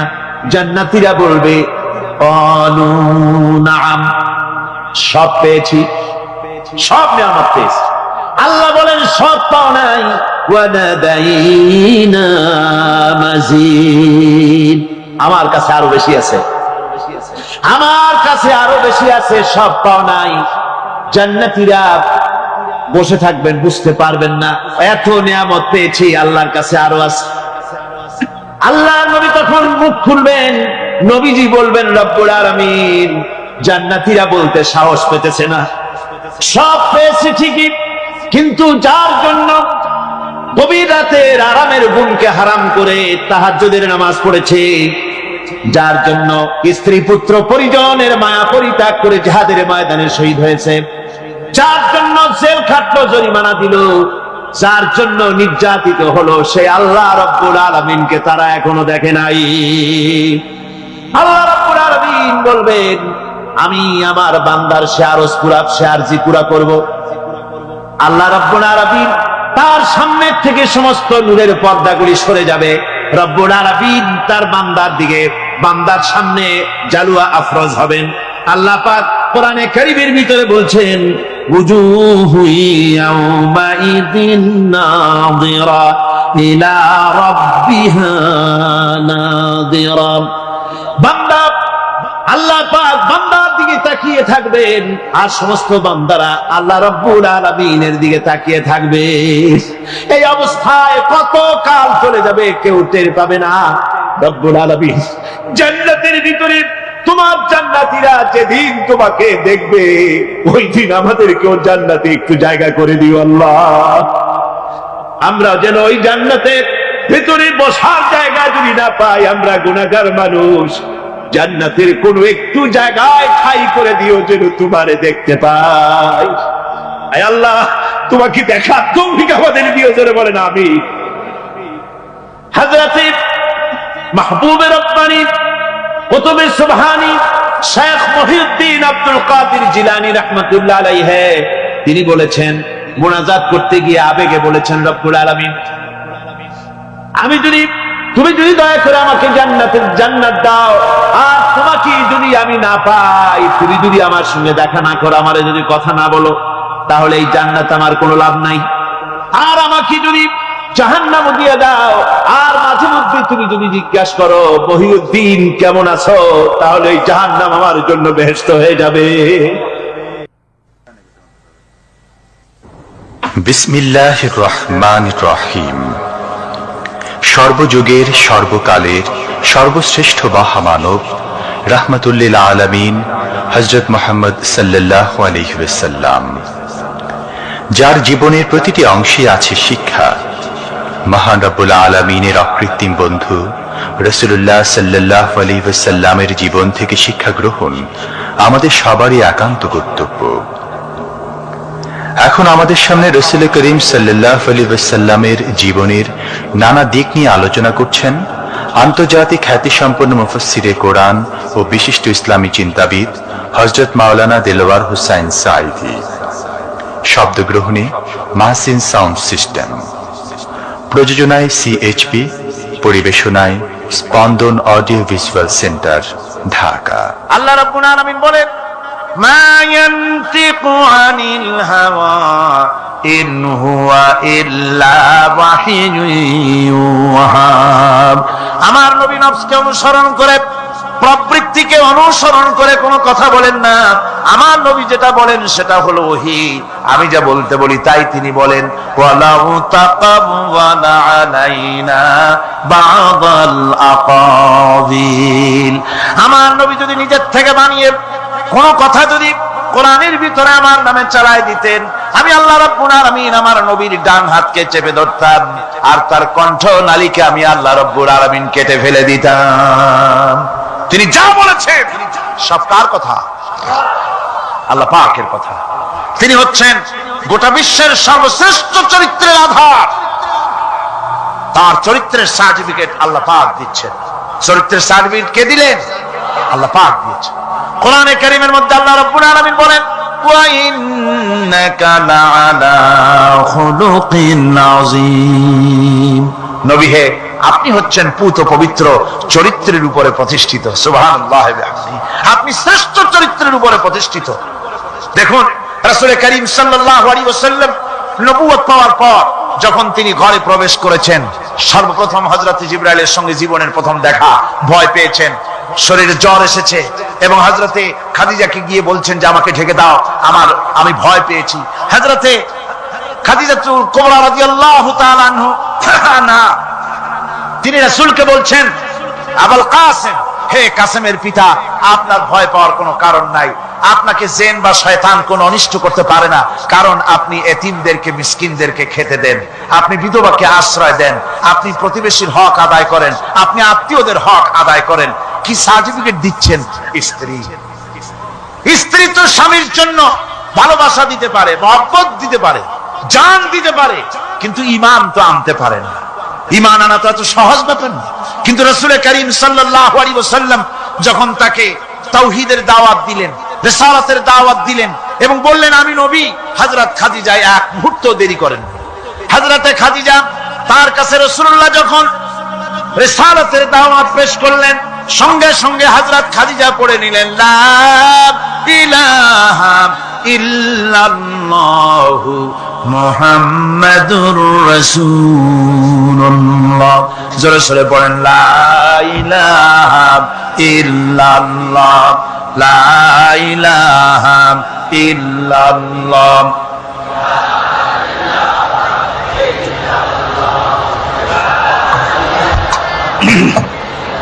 মুহাব্বতের সাথে জোরে জোরে পড়েন লা ইলাহা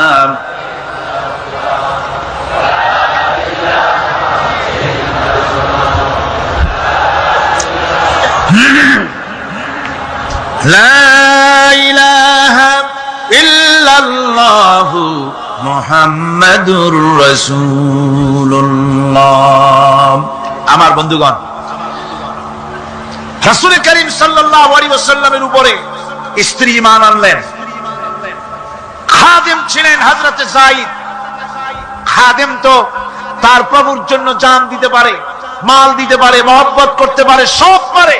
খাদেম ঈমান আনতে পারে না, যেহেতু খাদেমের কাছে তার সাহেবের ইনসান দাউদ, তার ভেতর বাইরে সবকিছুই পরিষ্কার থাকে।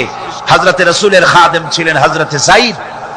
হযরত যায়েদ তার উপরে যখন 15 বছর খাদেম ছিলেন রাসূলুল্লাহ, হুজুর যখন তার কাছে দাওয়াত পেশ করলেন, যখন রিসালাতের দাওয়াত পেশ করলেন, তাওহীদের দাওয়াত দিলেন, খাদেম যায়েদ একটু চিন্তা করলেন না, সাথে সাথে পড়লেন লা ইলাহা ইল্লাল্লাহু মুহাম্মাদুর রাসূলুল্লাহ। রাসূলের বন্ধু ছিলেন হযরত আবু বকর সিদ্দিক রাদিয়াল্লাহু তাআলা আনহু। 20 বছরের বন্ধু। কত বছরের বন্ধু? 20 বছর। 20 বছর বসে একজন বন্ধু আর একজন বন্ধুকে চিনতে মোটেই কিছু বাকি থাকে না। হযরত আবু বকর রাদিয়াল্লাহু তাআলা আনহু তার কাছে যখন রাসূলুল্লাহ নবুয়তের দাওয়াত পেশ করলেন, হযরতে আবু বকর রাদিয়াল্লাহু তাআলা আনহু এক মুহূর্ত দেরি করেন নাই, বলেছেন আপনার চরিত্র নবুয়তের চরিত্র আগেই বুঝতে পেরেছি, সাধারণ মানুষের চরিত্র এমন হতে পারে না। তিনিও কালেমা পড়ে মুসলমান হয়ে গেলেন। সাহাবায়ে কেরাম রাসূলের প্রতি এই মোহাব্বত, এই শ্রদ্ধা তারা পোষণ করেছেন। নবী তার চরিত্র দিয়ে মানুষের সামনে নিজেকে প্রকাশ করেছেন। তার চরিত্র দুই রকম ছিল না, চরিত্র একরকম ছিল। ব্যক্তিগত চরিত্র আর পারিবারিক চরিত্র দুরকম না। তার ব্যক্তিগত যে চরিত্র ওইটাই ছিল তার ঘরের চরিত্র, যেটা ছিল ঘরের সেটাই ছিল বাইরের। হযরত আয়েশা সিদ্দিকা রাদিয়াল্লাহু তাআলা আনহা সাহাবীদের প্রশ্নের জবাবে বলেছেন রাসূলের চরিত্র হচ্ছে কোরআন। রাসূলের চরিত্র কি? কোরআন। রাসূলুল্লাহ এই পৃথিবীতে কেন আসছেন? আসার কারণ হলো তিনি হচ্ছেন আদর্শ। আল্লাহর নবী বলেছেন লাকাদ কানা লাকুম ফি রাসূলিল্লাহি উসওয়াতুন হাসানাহ, তোমাদের জন্য গ্রহণযোগ্য মহত্তম আদর্শ হতেছে তোমাদের রাসূল। তোমাদের রাসূলের ভিতরেই তোমাদের আদর্শ রয়েছে, তার কাছ থেকে তোমরা আদর্শ গ্রহণ করো। তিনি এতিমের আদর্শ, শিশুর আদর্শ, কিশোরদের আদর্শ, যুবকের আদর্শ, তরুণের আদর্শ, বৃদ্ধের আদর্শ, পিতার আদর্শ, নানার আদর্শ, স্বামীর আদর্শ, সেনাপতির আদর্শ, শ্রমিকের আদর্শ, রাষ্ট্রপ্রধানেরও সকলের জন্য আদর্শ।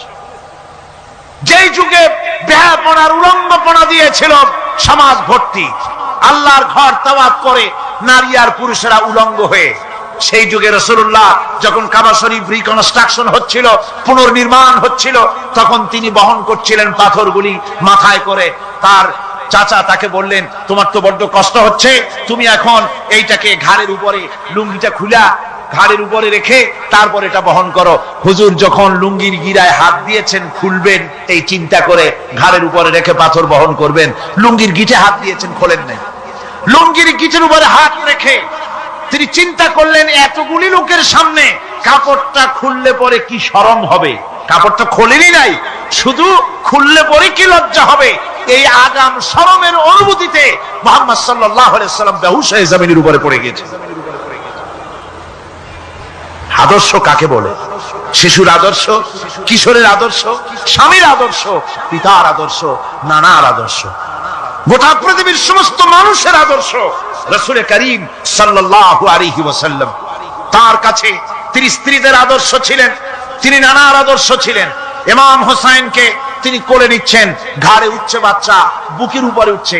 একজন সাহাবী বলছেন, হুজুর বাচ্চা পেলে আপনি এত আদর করেন, আমার তো 6-7টা ছেলে মেয়ে, আমি মোটে কোলেও নি না, আর জীবনে একবার সুমাও খাই না, আমার মোটে ইচ্ছাই করে না। হুজুর বললেন, আল্লাহ যদি তোমার দিলের মধ্যে রহম পয়দা না করেন তো আমি কি করতে পারি? হুজুর বাচ্চাকে নিয়ে আদর করছেন। ইমাম হোসেনকে বলছেন, হোসেন কে বড় বলো তো, তুমি বড় না আমি বড়? হোসেন বলছেন, নানাজি আমি আপনার থেকে বড়। আশ্চর্য কথা, তুমি আমার থেকে বড় কিভাবে? হোসেন বলছেন, নানাজি বলুন তো আপনার পিতার নাম কি? হুজুর বলছেন, আমার পিতার নাম আব্দুল্লাহ। হোসেন বলছেন, এই আব্দুল্লাহ এই পর্যন্তই শেষ, আপনি তো আমার পিতার মতো পিতা পান নাই, আমার আব্বার মতো আব্বা আপনার আছে। আমার আব্বাকে বলা হয় আসাদুল্লাহিল গালিব, সমস্ত কাফেরদের জন্য বিজয়ী বীর বা আমার আব্বা। এবং আমার আব্বা সম্পর্কে আপনি বলেছেন, আনা মাদিনাতুল ইলম ওয়া আলিয়ুম বাবুহা, আমি হচ্ছে একটি জ্ঞানের রাজ্য আর আলী হচ্ছে সেই রাজ্যে প্রবেশের প্রধান তোরণ। আমার বাপের মতো বাপ আছে আপনার? হুজুর আশ্চর্য হয়ে গেলেন, বাচ্চা বলে কি? হোসেন বলছেন, নানাজি এবার কোন তো দেখি, এবার বলুন তো দেখি আপনার মায়ের নাম কি? হুজুর বলছেন, আমার মায়ের নাম আমেনা। হযরত হোসেন বলছেন, এই আমেনা পর্যন্তই শেষ, কয়জনে চিনবে কর? আমার মায়ের মতো একটা মা আপনার আছে? আমার মায়ের মতো একটা মা আপনি পেয়েছেন? আমার মাকে চেনেন? আমার মা হচ্ছেন জান্নাতের সাইয়্যিদাতুন নিসা, জান্নাতের সমস্ত মহিলাদের সরদারিনী আমার মা ফাতিমাতুজ জাহরা রাদিয়াল্লাহু তাআলা আনহা। আমার মায়ের মতো একটা মা আপনি পেয়েছেন? হোসেন বলছেন, নানাজি আরো বলবো নাকি? কয় হ্যাঁ বলো। বলছেন, নানাজি এবার কোন তো দেখি আপনার নানার নাম কি? হুজুর বলছেন, আমার নানার নাম আব্দুল ওয়াহাব। হোসেন বলছেন, এবার আপনি মানুষের কাছে জিজ্ঞেস করেন কয়জন এই আব্দুল ওয়াহাব রয়েছেন? আপনি কি আমার নানার মতো একটা নানা পেয়েছেন? আমার নানাকে আপনি জানেন? আমার নানা সাইয়্যিদুল মুরসালিন আশরাফুল আম্বিয়া রাহমাতুল লিল আলামিন বিশ্বনবী জনাবে মুহাম্মদ রাসূলুল্লাহ সাল্লাল্লাহু আলাইহি ওয়াসাল্লাম।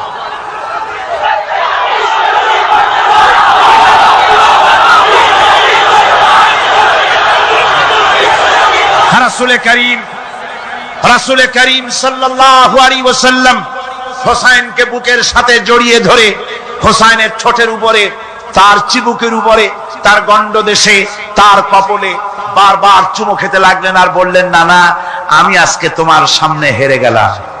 সুবহানাল্লাহি ওয়া বিহামদিহি। কি আদর করতেন তিনি বাচ্চাদেরকে। রাসূলুল্লাহ রাস্তা দিয়ে যেতেন আর বাচ্চারা খেলাধুলা ছেড়ে রাসূলের কাছে ছুটে আসতো। একবার তো রাসূলুল্লাহ একটা বাচ্চার মাথায় হাত বুলিয়ে খেলা ছেড়ে দিয়ে ছুটে আসছে। হুজুর তাকে জিজ্ঞেস করলেন, তোমার সাথে যে পাখিটা থাকতো সেই লাল পাখিটা কই?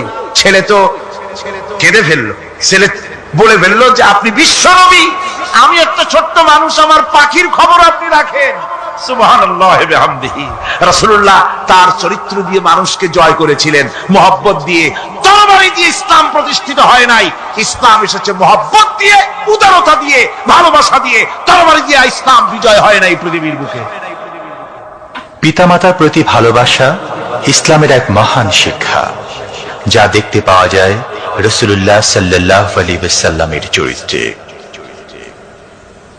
আল্লাহ রাব্বুল আলামিন বলেন, وَقُلْ لَهُمَا قَوْلًا كَرِيمًا।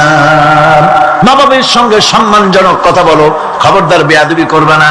আর মা বাবার জন্য, তাদের জন্য আমি আল্লাহ রাব্বুল আলামিনের কাছে দোয়া করো, রব্বিরহামহুমা কামা রাব্বায়ানি সাগীরা। পড়েন সবাই, রব্বিরহামহুমা কামা রাব্বায়ানি সাগীরা।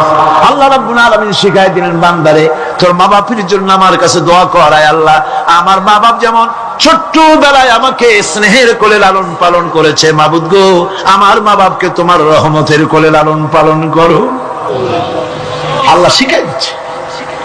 হাদিস শরীফ এসেছে, হুজুর বসে আছেন মসজিদে নববীতে, সাহাবায়ে কেরাম বসা। এক বৃদ্ধা মহিলা প্রবেশ করেছেন মসজিদে, হুজুর তাকে দেখে দাঁড়ায় গেলেন। মহিলা আসার পর নবীজি নিজের গায়ের চাদর বিছিয়ে দিলেন। মহিলা চলে যাওয়ার পর সাহাবায়ে কেরাম জিজ্ঞেস করলেন, হুজুর একজন সাধারণ মেয়ে লোকের জন্য হুজুর নিজের চাদর বিছাইলেন, বুঝলাম না ফজিলত কি, চিনলাম না মেয়ে লোকটাকে। হুজুর বলেন, সাহাবীরা চাদর তো ভালো, হক তো আদায় করতে পারি নাই, চিনতে পারো নাই, তোমরা বুঝতে পারো নাই। আমি দুনিয়া আসার পর আমার মায়ের দুধ আমার কিসমতে তেমন হয় নাই, আমি আমার মায়ের যত্ন তেমন পাই নাই, স্নেহ আদর তেমন পাই নাই। যার বুকের দুধ খাইয়া, যার কোলে কাখে চড়ে আমি বড় হয়েছি, ইনি আমার সেই দুধ মা হযরতে হালিমাতুস সাদিয়া। বন্ধুরা, মা যদি বেঁচে থাকে, রাত্রে বাড়ি গিয়ে পায়ে ধরুন, বলেন, মা অন্যায় করেছি, জীবনে বহু বেয়াদবি করেছি, আমারে মাফ করে দাও। বিশ্বাস করুন, মা বাপের যদি খেদমত করেন, মা বাপ যদি রাজি থাকে, রিস্কে, খাদ্যে, টাকায়, ইজ্জতে জীবনেও কষ্ট হবে না। বিপদে অবিচলতার মুক্ত প্রতীক বিশ্বনবী মুহাম্মদ সাল্লাল্লাহু আলাইহি ওয়াসাল্লাম। সর্ব অবস্থায় আল্লাহর উপর ভরসা করে ধৈর্য ধরার ক্ষেত্রে তিনি স্থাপন করেছিলেন এক অনন্য দৃষ্টান্ত। হিজরতের ঘটনা তার প্রকৃষ্ট উদাহরণ। আমার ভাইয়েরা, বিপদে অবিচলতা আমাদেরকে পয়গম্বরেরা শিক্ষা দান করেছেন। আমরা দেখতে পেয়েছি বিশ্বনবী জনাবে মুহাম্মদুর রাসূলুল্লাহ সাল্লাল্লাহু আলাইহি ওয়াসাল্লাম হিজরতের রাত, কাফেরেরা চতুর্দিকে দাঁড়ানো, হযরত জিবরাইল এসে বলেন, ইয়া রাসূলুল্লাহ, হে কাফেরেরা চতুর্দিকে ঘিরে দাঁড়িয়েছে, গভীর রাত, এখন হাতে তাদের তরবারি, সকাল হলে পরেই তারা আপনাকে মেরে ফেলে দিবে, তাড়াতাড়ি ওঠেন, মদিনার দিকে চলে যান। আল্লাহ নবী ঘুমের থেকে জেগে হযরত আলীকে ডেকে বলেন, আলী, আল্লাহ অর্ডার করেছে, আমি মদিনায় চললাম, আমার বিছানার পরে আমার চাদর গায়ে দিয়ে শুয়ে থাকো। হযরত আলী বলেন, আল্লাহর হাবিব, আপনার চাদর গায়ে দিয়ে ঘুমিয়ে থাকবো, সকালবেলায় কাফির বেঈমানেরা আপনার বিছানার পরে আপনার চাদর গায়ে দেওয়া অবস্থায় আমি আলীকে তারা মুহাম্মদ মনে করবে, আর আমি আলীকে নবী মনে করে তারা তাদের তরবারি দিয়া কেটে কেটে টুকরা টুকরা করে আমারে বিদায় করে দেবে দুনিয়া থেকে। এতটুকুনো পরোয়া করি না, বরং আমার দিলের মধ্যে এটাই তৃপ্তি থাকবে যে আমি আলীর জীবনের বিনিময় আল্লাহর হাবিব দুনিয়ায় বেঁচে আছেন। নবীজি ঘরের থেকে বেরোলেন, চতুর্দিকে কাফেররা দাঁড়ানো। আল্লাহ নবী হাতে এক মুষ্টি বালু হাতে নিয়ে শাহাতেল ওযু পড়ে তিনবার দম করে বালুগুলো ছেড়ে দিলেন। বালিগুলি ঘরের চতুর্দিকে কাফেরদের চোখে চলে গেল। পরবর্তী সময় রব্বুল আলামিন ডেকে বলেন, নবীরে, বালি যখন নিক্ষেপ আপনি করেছিলেন, ধুলাগুলি আপনি তো শুধু নিক্ষেপ করেছিলেন, কিন্তু চতুর্দিকে কাফেরদের চোখে গেল কেমনে? একদিকে মেরেছিলেন, সেই দিকেই তো যাওয়ার কথা ছিল, চতুর্দিকের কাফেরের চোখে চোখে সেগুলো পৌঁছে গেল কেমনে? ওয়ামা রামাইতা ইদ রামাইতা ওয়ালাকিন্নাল্লাহ রামা। আপনি নিক্ষেপ করেন নাই, যখন আপনি নিক্ষেপ করেছিলেন আপনি তো শুধু বালুকণা ছেড়েছেন, আর ওই বালুকণাগুলি ঘরের চতুর্দিকে সব কাফেরদের চোখে পৌঁছবার দায়িত্ব আমার কুদরত গ্রহণ করেছিল। আমার ভাইরা, নবীজি বিপদে, এতগুলি শত্রু তরবারি নিয়ে তিনি বিপদে ধৈর্য হারা হন নাই। আস্তে করে ঘরের থেকে বেরিয়ে হযরত আবু বকরের বাড়িতে গিয়ে হাজির। দরজায় গিয়ে আওয়াজ দিলেন, আবু বকর। অমনি দরজা খুলে গেল। লাব্বাইক ওয়া সাদাইক। হুজুর বলেন, আবু বকর রে, একটা ডাকে কেমনে সাড়া দিলে? তুমি কি ঘুমাইছিলে না? হযরত আবু বকর বলেন, হুজুর আপনি বলেছেন আমাকে নিয়ে হিজরত করবেন, আমি মনে মনে চিন্তা করেছি, না জানি কত রাত্রে নবীজি আসেন, উঠতে যদি আমার দেরি হয়ে যায়, নবীজি যদি দরজার কাছে দাঁড়ায় দাঁড়ায় আমারে ডাকাডাকি করে, আর আমি যদি ঘুমায় থাকি, তাহলে আল্লাহর নবীর সঙ্গে বেয়াদবি হয়ে যাবে। এই মনে করে বিছানায় না ঘুমাইয়া আপনার গলার আওয়াজ শোনার জন্য এই দরজার সঙ্গে পিঠ লাগায়া লাগায়া দাঁড়ায়া ঘুমাচ্ছিলাম। আল্লাহর নবী হযরত আবু বকরকে সঙ্গে করে নিয়ে চললেন মদিনার দিকে। উল্টা পথে রওনা করলেন। বারবার কাবা শরীফের দিকে তাকাতে লাগলেন। বুখারী শরীফে এসেছে, নবীজি বারবার কাবার দিকে তাকিয়ে বলতেছেন, রে কাবা, বড় আশা ছিল তোর কাছে থাকবো, তোর খেদমত করব, কিন্তু তোর নিষ্ঠুর সন্তানেরা তোর কাছে আমারে থাকতে দিল না রে। আল্লাহ নবী মিসফালা দিয়ে জাবালে কেদোয়ার উপর দিয়ে চলে গেলেন জাবালে সুরে। গুহার কাছে যখন গিয়েছেন, হযর রক্ত হয়ে গেল। হযরত আবু বকর রাদিয়াল্লাহু তাআলা আনহু বলছেন, হুজুর আর উপায় নাই, দিন হয়ে গেল, এখন বুঝি ধরা পড়ে যাব, ওই গুহার মধ্যে গিয়ে আশ্রয় নেই। তবে আপনি দাঁড়ান, গুহার ভিতরে পাহাড়িয়া গুহা, বিচ্ছু থাকতে পারে, সাপ থাকতে পারে, আমি আগে ঢুকি, যদি কোনো হিংস্র প্রাণী থাকে আমার উপর দিয়ে আঘাত হয়ে যাক, আল্লাহর নবী হেফাজতে থাকুন। হযরত আবু বকর রাদিয়াল্লাহু তাআলা আনহু গুহার ভিতরে নামলেন, নেমে গুহা সাফ করে হুজুরকে ডাকলেন, হুজুর তাশরীফ ফরমালেন গুহার মধ্যে। হুজুর বলেন, আবু বকর, হেঁটে হেঁটে কষ্ট হয়ে গেছে, তুমি বসো, তোমার উরুর উপরে মাথা রেখে আমি একটু ঘুমায়ে যাই। আল্লাহর হাবিব ঘুমায় গেলেন। হযরত আবু বকর লক্ষ্য করে দেখেন চতুর্দিকে অনেকগুলি গর্ত দেখা যায়, এই গর্ত থেকে সাপ আসতে পারে, বিচ্ছু আসতে পারে মনে করে নিজের গায়ের চাদর ছিঁড়ে ছিঁড়ে গর্তগুলি বন্ধ করা শুরু করে দিলেন। কয়েকটা গর্ত বন্ধ করার মতো চাদর আর নাই, পাও দিয়ে চেপে ধরলেন। এক পাহাড়িয়া বিষধর সাপ বেরোবার জন্য চেষ্টা করে বেরোবার পথ খুঁজে না পেয়ে হযরত আবু বকরের পায়ের উপরে দংশন করেছে। বিষের যন্ত্রণায় হযরত আবু বকরের চোখ থেকে পানি দরদর করে পড়ছে। রাসূলুল্লাহর ঘুম ভেঙে গেল। আল্লাহর নবী তাকিয়ে বলেন, আবু বকর, চোখে পানি কেন? বাড়ির কথা বুঝি মনে পড়ে গেছে? হযরত আবু বকর বলেন, ইয়া রাসূলুল্লাহ, আল্লাহর নামে কসম করে বলি, যেই দিন আমি ঈমান এনেছি ওই দিন থেকে আমার মা বাপ, আমার কোলে আমার সন্তান, আমার স্ত্রী, আমার জায়গা জমি ঘর বাড়ি, এমনকি আমার নিজের আত্মার চাইতে হুজুর আপনারে ভালোবাসি বেশি। তাহলে কাঁদো কেন? হযরত আবু বকর বলেন, হুজুর, বাড়ির জন্য কাঁদি না, ছেলেপেলের জন্য কাঁদি না, সাপে দংশন করেছে, যন্ত্রণায় কাঁদতেছি। আল্লাহর নবী সঙ্গে সঙ্গে মুখ থেকে থুতু বার করে যন্ত্রণার জায়গায় লাগাই দিলেন, সঙ্গে সঙ্গে যন্ত্রণা বন্ধ হয়ে গেল। হুজুর বললেন, আবু বকর, প্রথম যখন তোমার এই আঘাত করেছিল সাপে, আমাকে কেন তাড়াতাড়ি বলো নাই? এতক্ষণ তো তোমার কষ্ট হতো না। হযরত আবু বকর বলেন, ইয়া রাসূলুল্লাহ, ওটা তো সাপে কাটার যন্ত্রণা, ওই যন্ত্রণায় আমার রক্ত জ্বলতেছে, যন্ত্রণায় যন্ত্রণায় আমার কলেজাটা যদি ফেটেও যেত। আল্লাহর হাবিব আরাম ফরমাচ্ছিলেন, আমি তাকে আরামে বিঘ্ন ঘটাতে পারতাম না। আমার ভাইয়েরা, হযরত আবু বকর, হযরত রাসূল দুজন বসে আছেন। এমনি সময় কাফের বেঈমানেরা খুঁজতে খুঁজতে জায়গা মতো এসে গেছে। একজনে বলে ভিতরে আছে, আর একজনে বলে নাই। পায়ের যদি থাকবে তাহলে মাকড়সায় জাল বুনালো কি করে, পাখি ডিম পেড়ে বসে আছে কি করে, তাদের সন্দেহ হতে লাগলো। এর মধ্যে নাই, একজন বলে আছে আর একজন বলে নাই। হযরত আবু বকর ভয়ের চোটে কেঁদে ফেলেছেন, হুজুর আর উপায় নাই। এই যে অবস্থান, এই অবস্থার ভিতরে, এই অবস্থার ভেতরেও আল্লাহ নবী এতটুকু ঘাবড়ে যান নাই।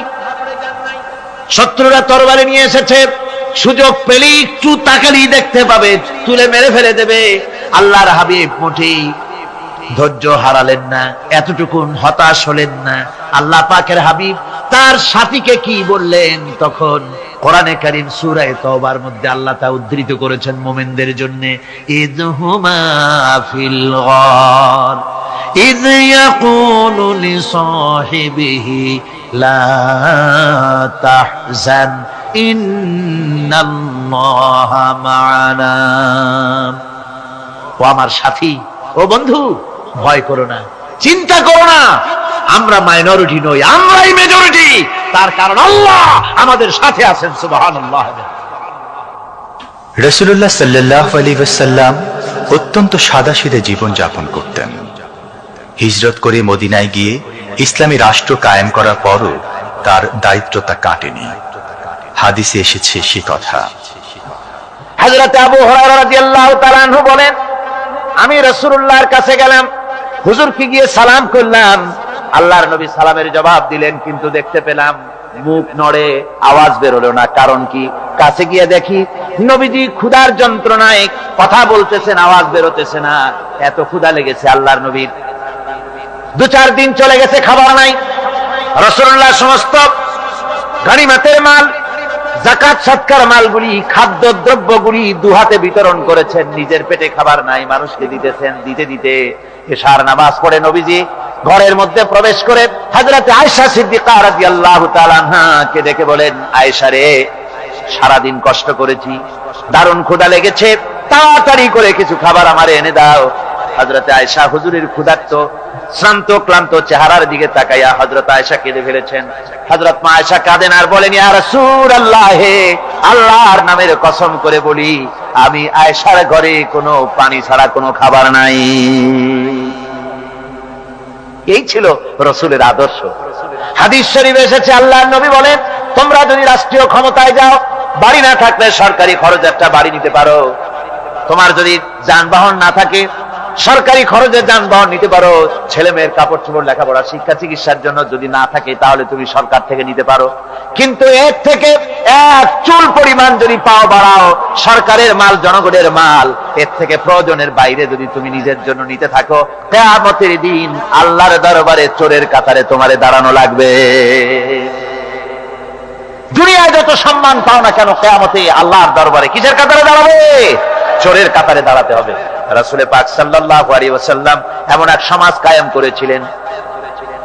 আমার হতাশাগ্রস্ত ছাত্ররা, যেসব ছাত্ররা সমাজতন্ত্র তোমরা করো, যারা সমাজতন্ত্র করতে হতাশাগ্রস্ত হয়েছে, এখন যাব কোথায় বলে হতাশ হয়ে গিয়েছো তোমরা, আমরা তোমাদেরকে দাওয়াত দেই, কোরআনের মাহফিল থেকে দাওয়াত দেই, ফিরে আসো। হতাশ হওয়ার কোনো কারণ নাই।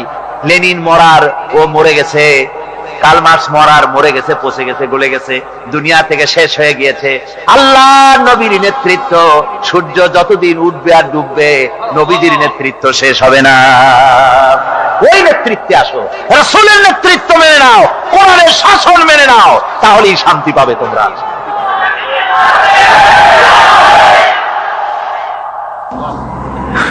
আল্লাহর নবী দুপুরে আরাম করতেছিলেন। হযরত ওমর বলেন, আমি দেখতে গিয়েছিলাম রাসূলুল্লাহকে, আমি যাই সালাম দিলাম, হুজুর উঠে বসলেন। আমি দেখি খেজুরের পাতা দিয়া বুনানো দড়ি, সেই দড়ি দিয়া বুনানো খাটিয়া এখনো মক্কা মদিনায় আছে, যারা হজ করতে গেছেন দেখেছেন। ওই দড়ি দিয়া বুনানো খাটিয়া, ওর উপরে তোশক নাই, বিছানার চাদর নাই, নিজের হাত মোবারক মাথার তলে দিয়া রাসূল শুয়ে আছেন। ওমরকে দেখে হুজুর উঠে বসলেন। ওমর বলেন, আমি রাসূলের পিঠের দিকে তাকায় দেখি দড়িগুলোর দাগ কেটে আছে। আমি সহ্য করতে পারলাম না, আমি শিশুর মতো ডুকরে কেঁদে উঠলাম, বললাম, ইয়া রাসূলুল্লাহ, এই পৃথিবীর কাফির বেঈমানেরা এত শান্তি করলো দুনিয়ায়, আর আল্লাহর হাবিবের পিঠে দড়ির দাগ বরদাস্ত করতে পারছি না। আপনি আমার অনুমতি দেন, একটা তোশক আপনার জন্য বানায় দেই। হুজুর আমার বলেন, ওমর রে, শোনো, দুনিয়ায় শান্তি করার জন্য আমি আসি নাই। আমি যদি হুকুম করি উহুদ পাহাড় আমার জন্য সোনায় পরিণত হয়ে যা, উহুদ পাহাড়টা আমার জন্য সোনা হয়ে যেতে পারে। আমি দুনিয়ায় শান্তির জন্য আসি নাই, এসেছি মানবতার মুক্তির জন্য। পৃথিবীর মানুষগুলিকে বাঁচাতে এসেছি, সাদা কালো মানুষের ব্যবধান দূর করতে এসেছি। রাসূলুল্লাহ নারীর অধিকার দিলেন, সাদা কালা মানুষের ব্যবধান দূর করে দিলেন। পাহাড় সমান উঁচা সাদা কালা মানুষের অধিকারকে প্রতিষ্ঠিত করলেন, বললেন মানুষে মানুষে কোনো পার্থক্য নাই। আরবের উপরে অনারবের, অনারবের উপরে আরবের, ভাষার, সাদার উপরে কালোর, কালোর উপরে সাদার, কোন বর্ণ বৈষম্য ইত্যাদি দিয়ে মানুষের ফজিলত হয় না। মানুষের মর্যাদা বাড়ে, ইন্না আকরামাকুম ইনদাল্লাহি আতকাকুম। মানুষের মধ্যে মর্যাদা তোমাদের মধ্যে আল্লাহর কাছে তার, যে ব্যক্তি তোমাদের মধ্যে আল্লাহকে বেশি ভয় করে। সুবহানাল্লাহ কর, সুবহানাল্লাহ কর।